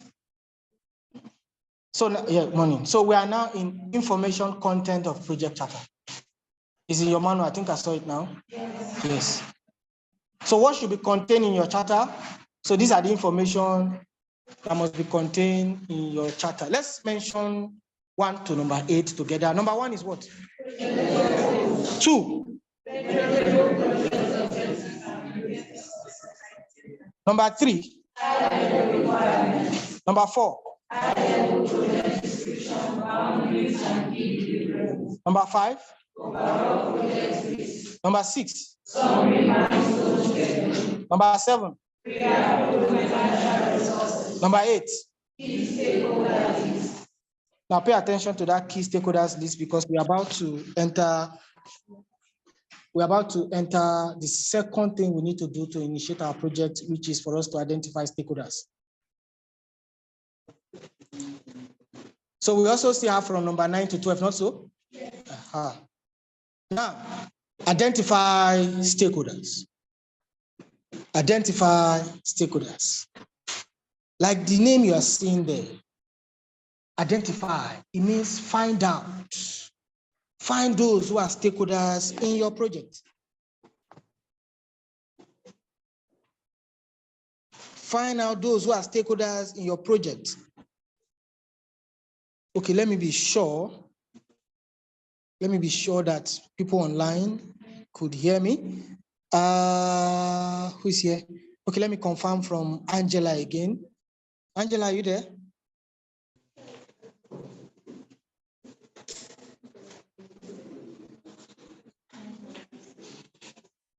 Angela, are you there? Okay.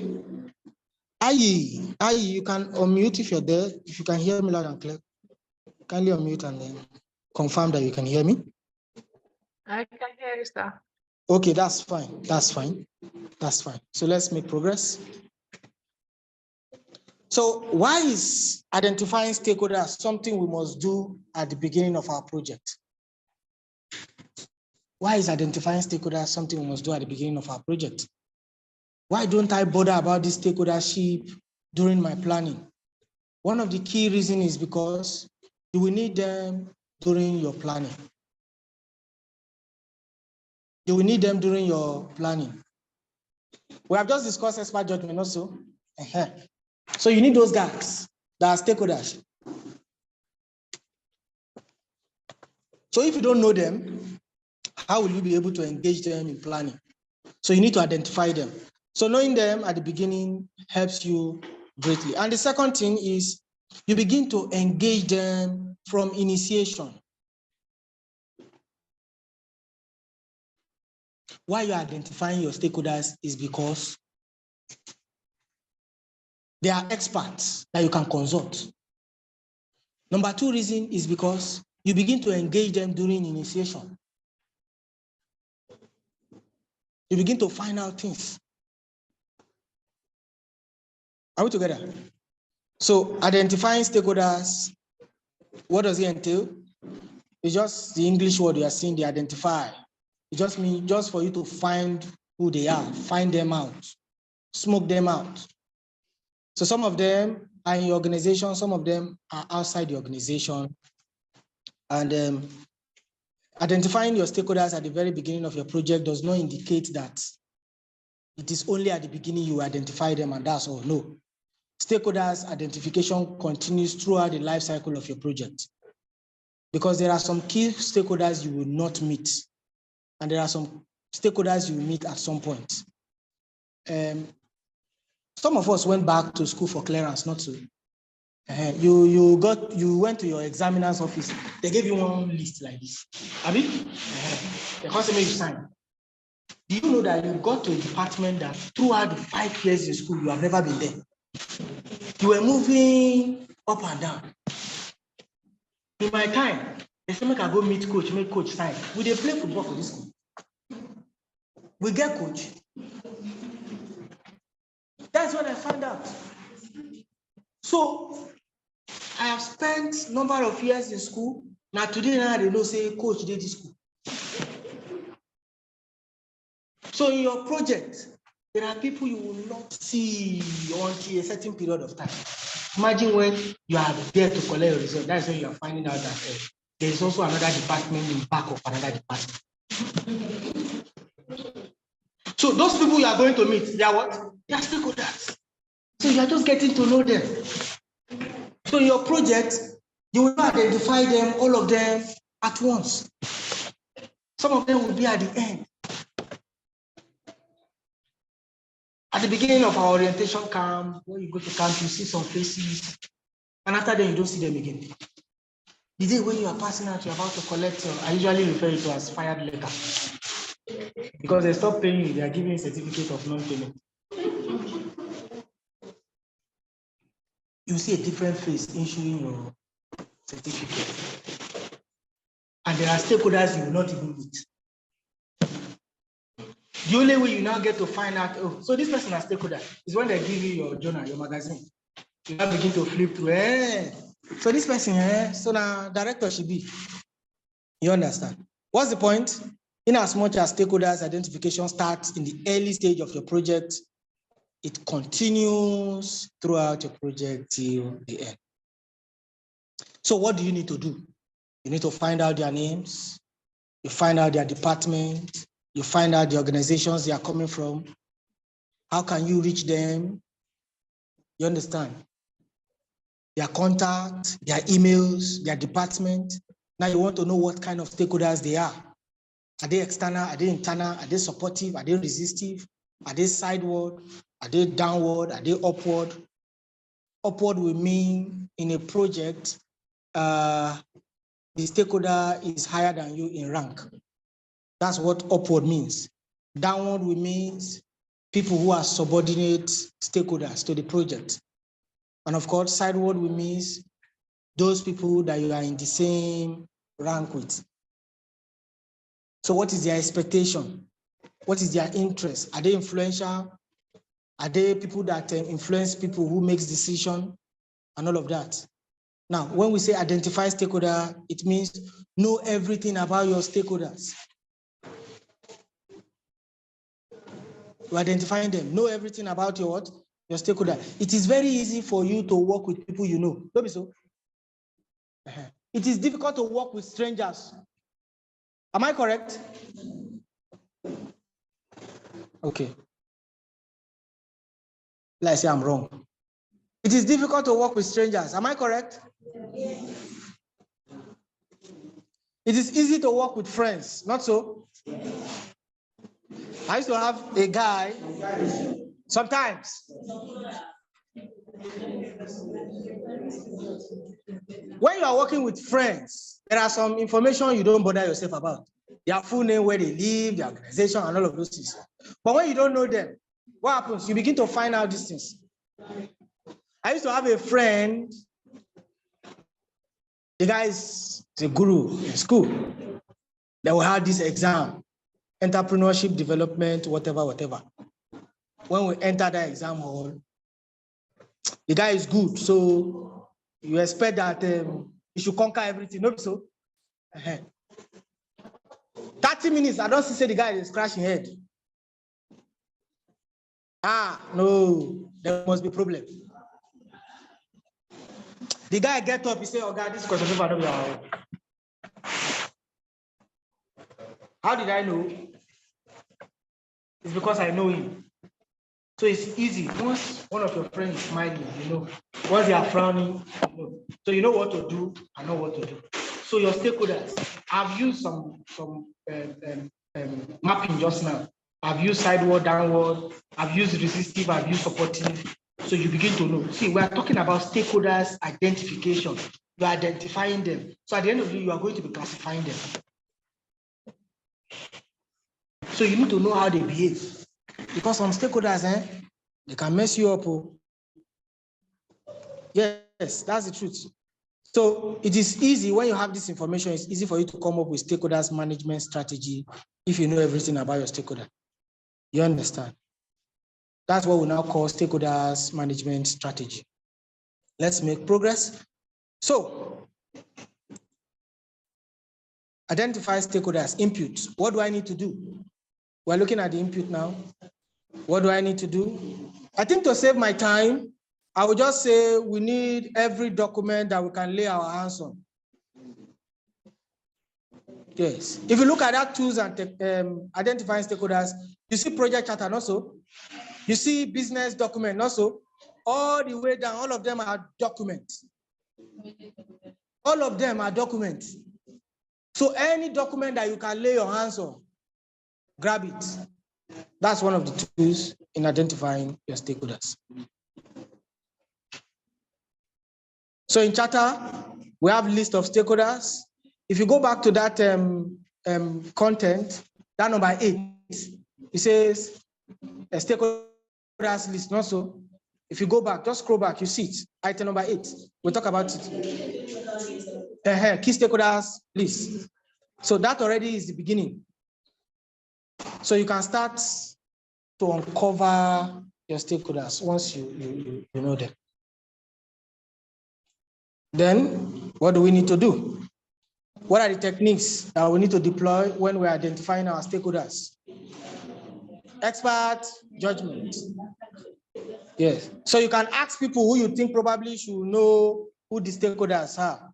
Yes. So Martha knows that Destiny has developed Project Charter before. And she just walked up to him and said, "Hey, all this thing, who you say will be stakeholders for this?" So Destiny will now begin to highlight the stakeholders. Begin to, okay, this one, this one a bad guy, and this one is good. This one is friendly. He will begin to even to help you to map them. And sometimes you can go back to your sponsor and say, okay, apart from the list of these people, where they here, you think, say, is there any other stakeholders that needs to be here? And he tells you, okay, there's so person and all of that. So when you seek opinion, you find out those who are stakeholders in your project. Another one is data gathering. That's another technique we use. We are using that techniques again. We have used it in developing our project charter. You can also use questionnaires. Ask people.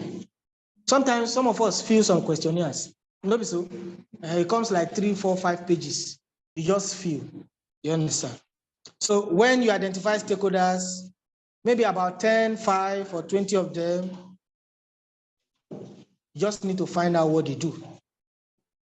You have listed their names, you know their names, that's your first step. Then the next thing you want to do is, you want to do analysis on them. You want to do analysis on them. The analysis simply means you begin to ask their names. Maybe, for example, one stakeholder's name is Tunde. The analysis you now want to do is, is Tunde part of the organization? Okay, yes, he's part of us. What department is Tunde? Oh, Tunde is in shelter department. Okay, somebody's mic is on. Mercy, okay, she has done what she's supposed to do. So what is the interest of Tunde? Oh, Tunde like precision, accuracy. What are we doing? We're analyzing Tunde. That's what you should do to each of your stakeholders. You analyze them. Is Tunde influential, or is he part of the people that we influence others when making decisions? How do I get across to Tunde? Does Tunde like to receive call? Some of you, at some point, you get confused sometimes when somebody is of high esteem and you need to be in communication with that person. You now begin to think, when I call this person now, he go pick, I think I send a text message. Has any of you done that analysis before? And the reason why you are doing that is because maybe you have perceived their kind of person and you are trying to find a situation that suits how you communicate with them. So those are analysis as well. So you begin to do the analysis for Tunde, and the list goes on and on. All of these things I'm doing is just analysis. So the goal is that at the end of the day, you just want to know how that person is so that you know how to manage them. You understand? So communication is also one big part. Some of them will just tell you, like for example, like me, I don't like too much reading. Just come to the office. I'll be available by Friday. Tell me. You say you need 5 million for what? You know, begin to tell me. And somebody will just say, don't worry, just drop the document in our WhatsApp group chat. I'll just go there and pick it up. You are beginning to understand how to. So you just know that, okay, this one, just send down the document. This one like reading. Junior Cheno Achebe. This one like presentation. He likes to listen to the vice president. Yeah, come and make presentation for us. Come and tell us why. So some of them just want it verbally. So you now begin to know your stakeholders, and at the end of the day, you begin to map them. You understand? Another person may just tell you, well, look, it must be face to face. Come, let's talk, let's deliberate. So stakeholders are humans, and as such, you must treat them differently. You understand? You must treat them as humans. When you treat people as humans, it gives you the opportunity for you to handle them differently. So when you are taking into consideration, you also want to take into consideration their differences. We have just highlighted, some people like you to come and tell them. Some people like to read documents. You understand? So you must take all these things into consideration. So you may also want to do what we call stakeholders mapping, what we call data representation. It's a big language. It's just mapping, data representation, mapping, just separate them. That's what they're saying. And when you are using example of mapping, I think I've made mention of some mapping words. I think I've used key stakeholders and non-key stakeholders. I've used supporting, I've used resisting, I've used sideward, I've used upward and downward. Not so, those are mapping.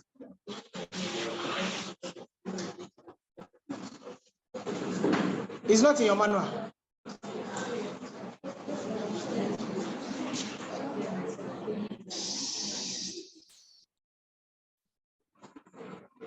So somebody is not managing. Okay. I think I need to mute this one now.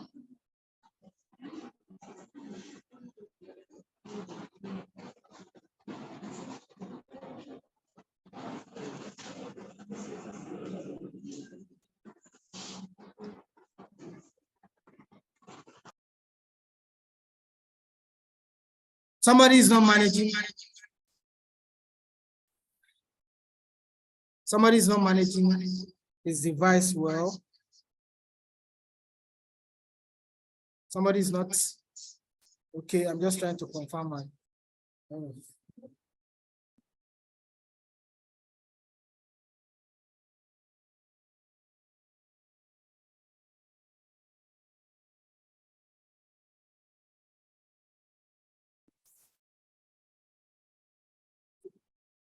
Something has happened. I'm trying to see now.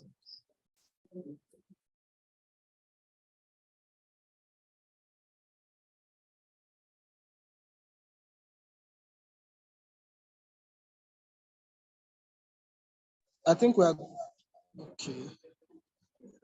There's an echo.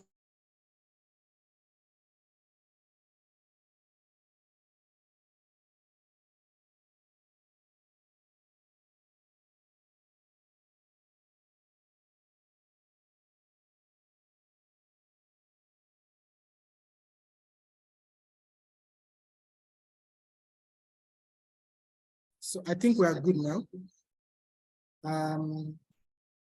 Yeah, I can still hear myself.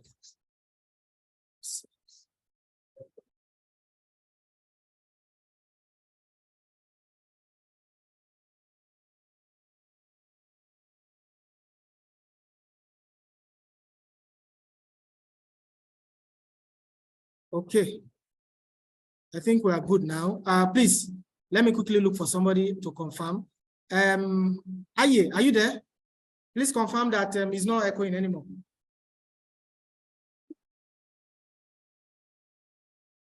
No, Aye, sir, it's not echoing, sir. Go ahead. It's not echoing, sir. Okay.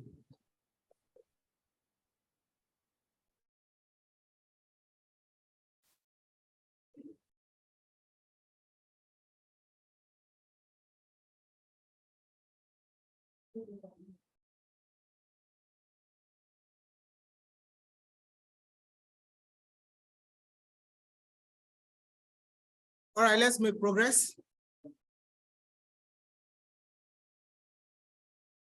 For the person who must have not managed his device well, one thing you can do for you to erase what is on the screen is for you to quickly go out and come back in. So let's have one house. Let's have one house. So in data representation, I've made mention of some mappings. I've made mention of supportive. I've made mention of resistive. I've made mention of what's the name now? Key stakeholders and non-key stakeholders. So those are mapping. So once you have mapped all your stakeholders, you begin to identify them. You begin to separate them. Okay, so if for example, Martha is somebody you can easily reach, just call me on phone. Martha can be called on phone. My brother in green cap, what's your name, sir? Chinedu. I'm sure, hope you were not here when so Chinedu also like receiving calls. So if you are mapping, what will you do? You will put Martha and Chinedu in one, not so, that's what mapping is. People who are influential in the organization, who are stakeholders, and this one is influential, this one is influential, you map them. So when you are managing them, it's very easy for you to manage them. So once you are going to, maybe Mr. Tunde is a very, is not somebody that you just want to talk to anyhow. So you put all his members. So once you are having any conversation with them or you are having anything with them, you manage them in the same line. It's just a little individualistic differences. You understand? So that's what mapping does for you. Remember, we are doing what? We are identifying stakeholders. So meeting can also be a platform where you also identify stakeholders. You can hear a statement like, oh, we're having a stakeholders meeting today. So that name just rings a bell. Oh, all the people where they come this meeting, they are what? They are stakeholders.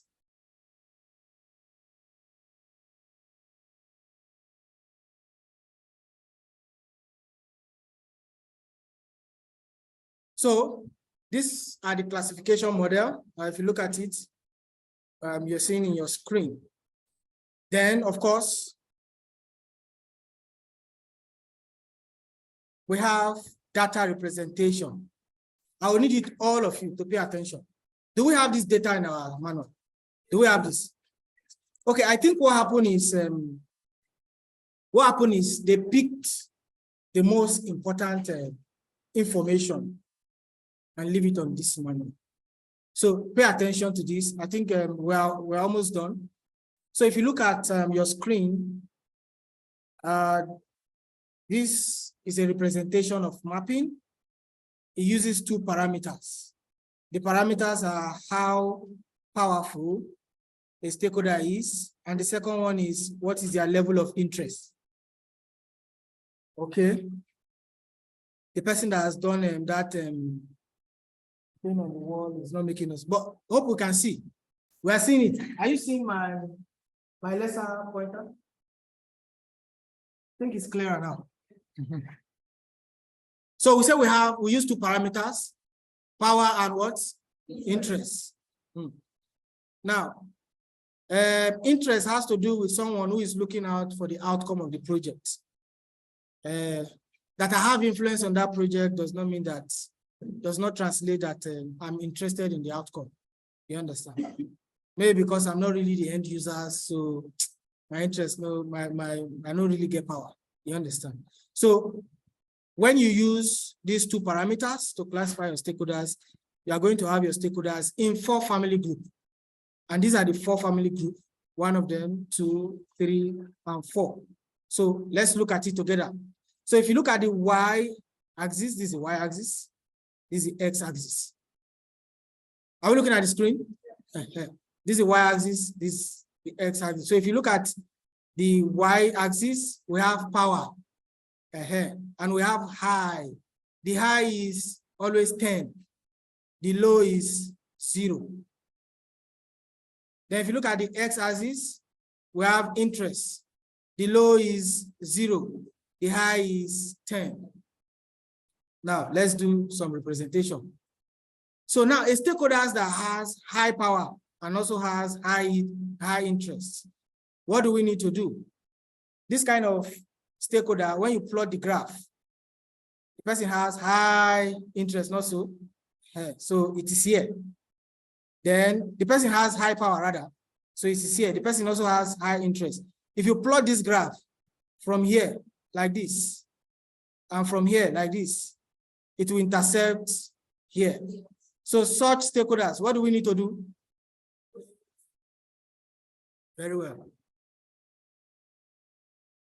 Anybody confused? Okay, I should explain again.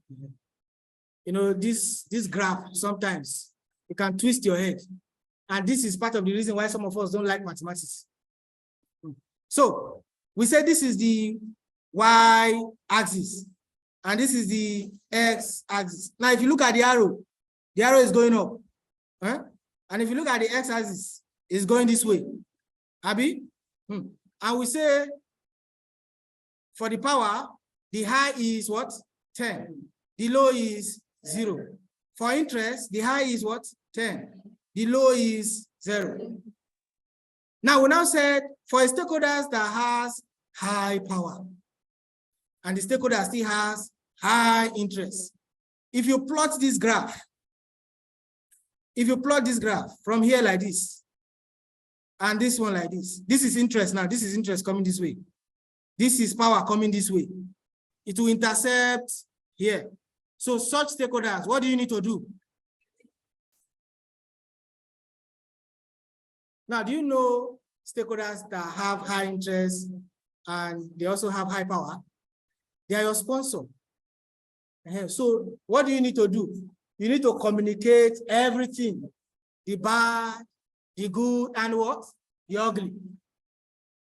I know some of us, when something happens, hey, if we tell Oga now, Oga will shout. We might even deduct part of our money. The truth is, your sponsor is your #1 fan. He wants you to succeed. So anything you are doing, always communicate to him. Tell him, you know, guys, you want P. Because that's your same sponsor will be the one who is even providing you solution to the problem that you have. Are we together? So communicate everything to your sponsor. Then, which other stakeholders do we have?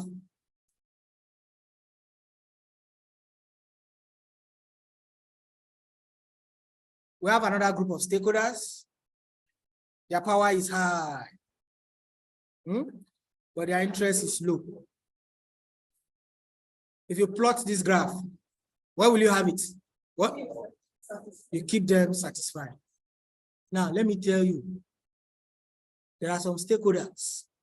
Their power is high, but the outcome of that project no concern them. Now, what they want to do is, sometimes they can mess you up as a project manager. They can just call the sponsor and say, this guy where you give this job, say, you know, he doesn't have anything upstairs. What is he doing? I will just convince the sponsor. And before you know, you're out of the job. Because what? They have high power. So such people, you need to look out for them. So you need to keep them satisfied. Find out what their problem is, because they come with problem. So just find out what their problem is. Then you manage them well. So you keep them satisfied with information that they need. Some of them will tell you, why you not call me? And at the same person you call, you know, they pick. So in such situation, what do? After you call, you send text message, you send email, send their brother to them, send their wife to them. They can be dangerous set of people. And of course, we have people who have very low power, and they also have low power and they have high interest. This kind of people, they are the end users. Imagine we are doing a construction, and the construction, we are saying that at the end of this building construction, this is what will happen. We are going to provide a central cylinder that everybody in the estates will use that central cylinder. And at the end of the month, you will not pay more than 4,200. So if you like, cook party jollof. Now still that same 4,200 you go cook. If now you're not going to anticipate when this project go end now. So you are interested, not so, because you want to cook and cook. So those are end users, but they have low power. We don't call them for round table during our meeting. They are only interested in the outcome of that project. Such people, what do you need to do? Let's plot the graph. They have low power, but their interest is high. If you plot this graph now, just give them information. That's what they want. Keep them. Then, of course, we have people who have low power and low interest. Mr. Amadi used to refer to this kind of stakeholders as stakeholders that can shout, shout, shout, shout, shout. They will back, but they cannot bite. So what do you need to do? Just monitor them, monitor their movements. You understand? And there's something I forgot to mention. Let me just quickly go back. Talking about those stakeholders that have attitude that can deceive you. that pick up the phone and just call. It also has to do with who you know. And you know, some people, if they want to get across to the king, they'll follow through the queen also. They'll pass through the queen. Women get soft hearts, not so. So they are soft spot to use. A daughter wants to get something from the dad. You will go through the mother, no be so. Some of us here are doing it now. Why are you looking at me?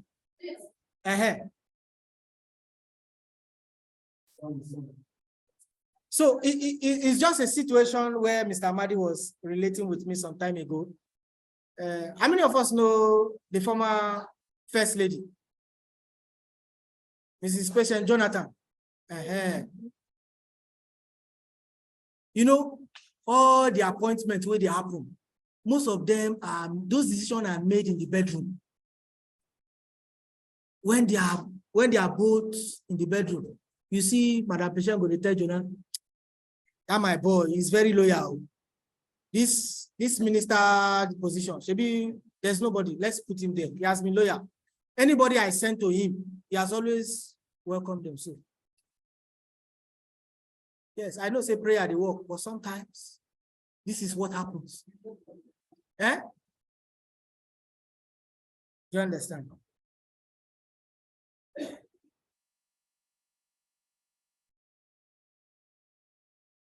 So I think I've talked about stakeholders that have low interest and low power, not so. So we just need to monitor them closely.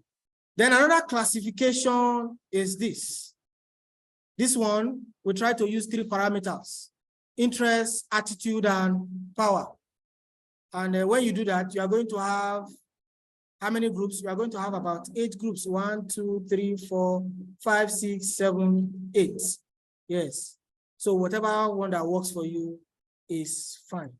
So then, gentlemen, ladies, at the end of identifying stakeholders, these are the 3 things that will come.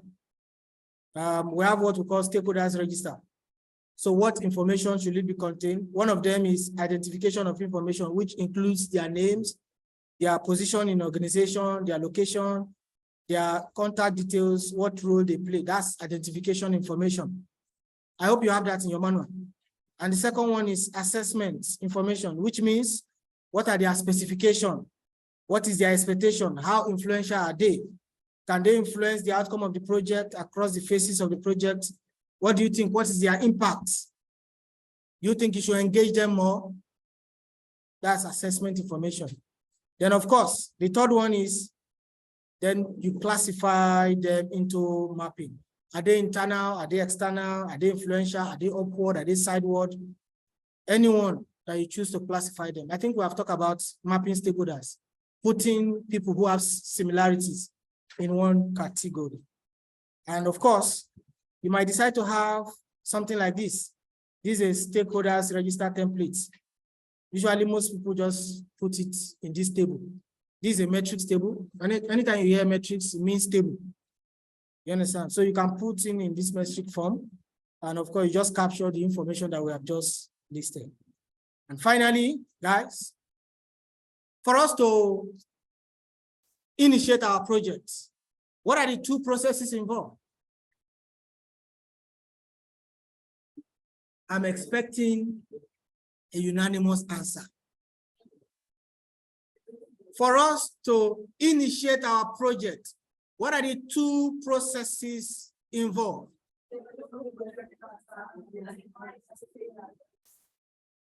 The answer is not uniform. Some people never agree. For us to initiate our project, what are the 2 processes involved? Thank you very much. That's the end of our class for today. So next week, you will begin your discussion and planning. Yes, somebody wants to ask a question. Okay, attendance, Governor. So that's the end of our class today. So next week when we come, we'll be looking at planning. So after planning, of course, execution, monitoring and controlling, and closing of our project. Those of us online, I'm sure you must have turned in your attendance. If you have not, kindly do so. Let me also check the chat box. Of course, yes, I've gotten answer from Nene. Yes, so everybody has turned in their attendance. So thank you very much, guys. Those of us who are taking HSC, those of us who are taking health, safety, and environment, please, you need to wait behind because your facilitator will be here. But if you are not taking any of those, if you are not taking HSC, you are free to take a vow. If you are not in the WhatsApp group,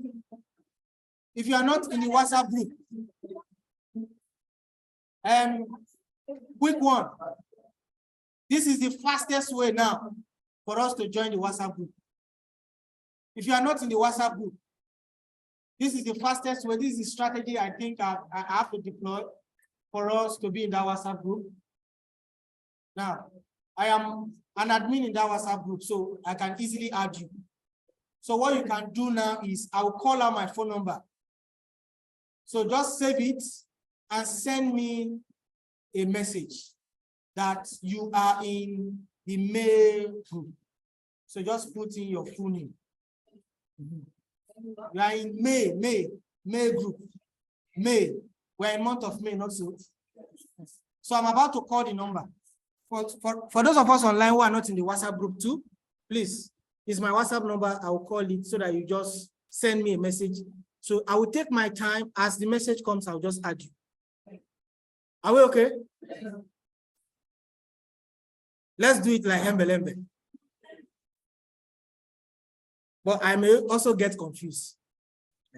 080 93 28 70 34. 080 93 28 70 34. So if you're not in the group, just quickly send me a message. Okay. My name is Young Solomon Godwin, but for short, Young Solomon Godwin, that's my full name. So what happened is you can just use the first initial. People use it a lot, YSG. So just save it as YSG. Yes, anyone that works for you. So just send me a message so that you can be added to the group. And of course, our information management system will be sent to you. So those of us online, thank you very much. I hope you got the number. I think let me just type it in the chat box. So some of you can pick it up from there. 080 93 28 70 34. So that's my phone number.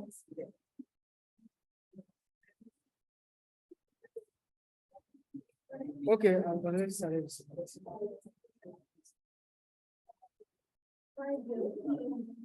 I hope so. Have they shared the validation form on the? Okay, I'll have to reshare that. Yes. Okay, yes, please. For public speaking, customer service, and data analysis, it will be communicated. But next week, some of us who are taking on customer service, it will begin. Some of us who are taking public speaking and presentation, it will also begin. And next week is 20th of May, not so. So please bear in mind that next week when you come, these two courses will also start. For human resource and data analysis, it will be communicated as we make progress. So we don't want to keep everybody here from morning to night. So we just want to focus on this. Yes. You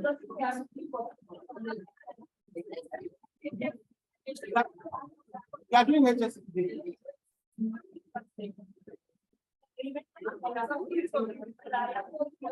No, you see the reason is what CSM, that is the customer service, public speaking and presentation. We're starting next week together with your project management. Now, once you are done with project management, if you are doing customer service and public speaking, you just have to pick one. You just have to pick one for the main time and finish. Once you finish, start your down. Yes, to me.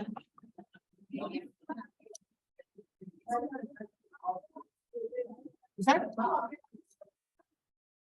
For customer service, you can join online. For public speaking and presentation, it's 100%.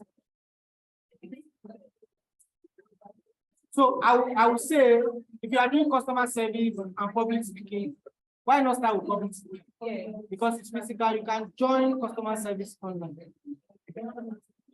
So if you are doing HSC, you can wait behind.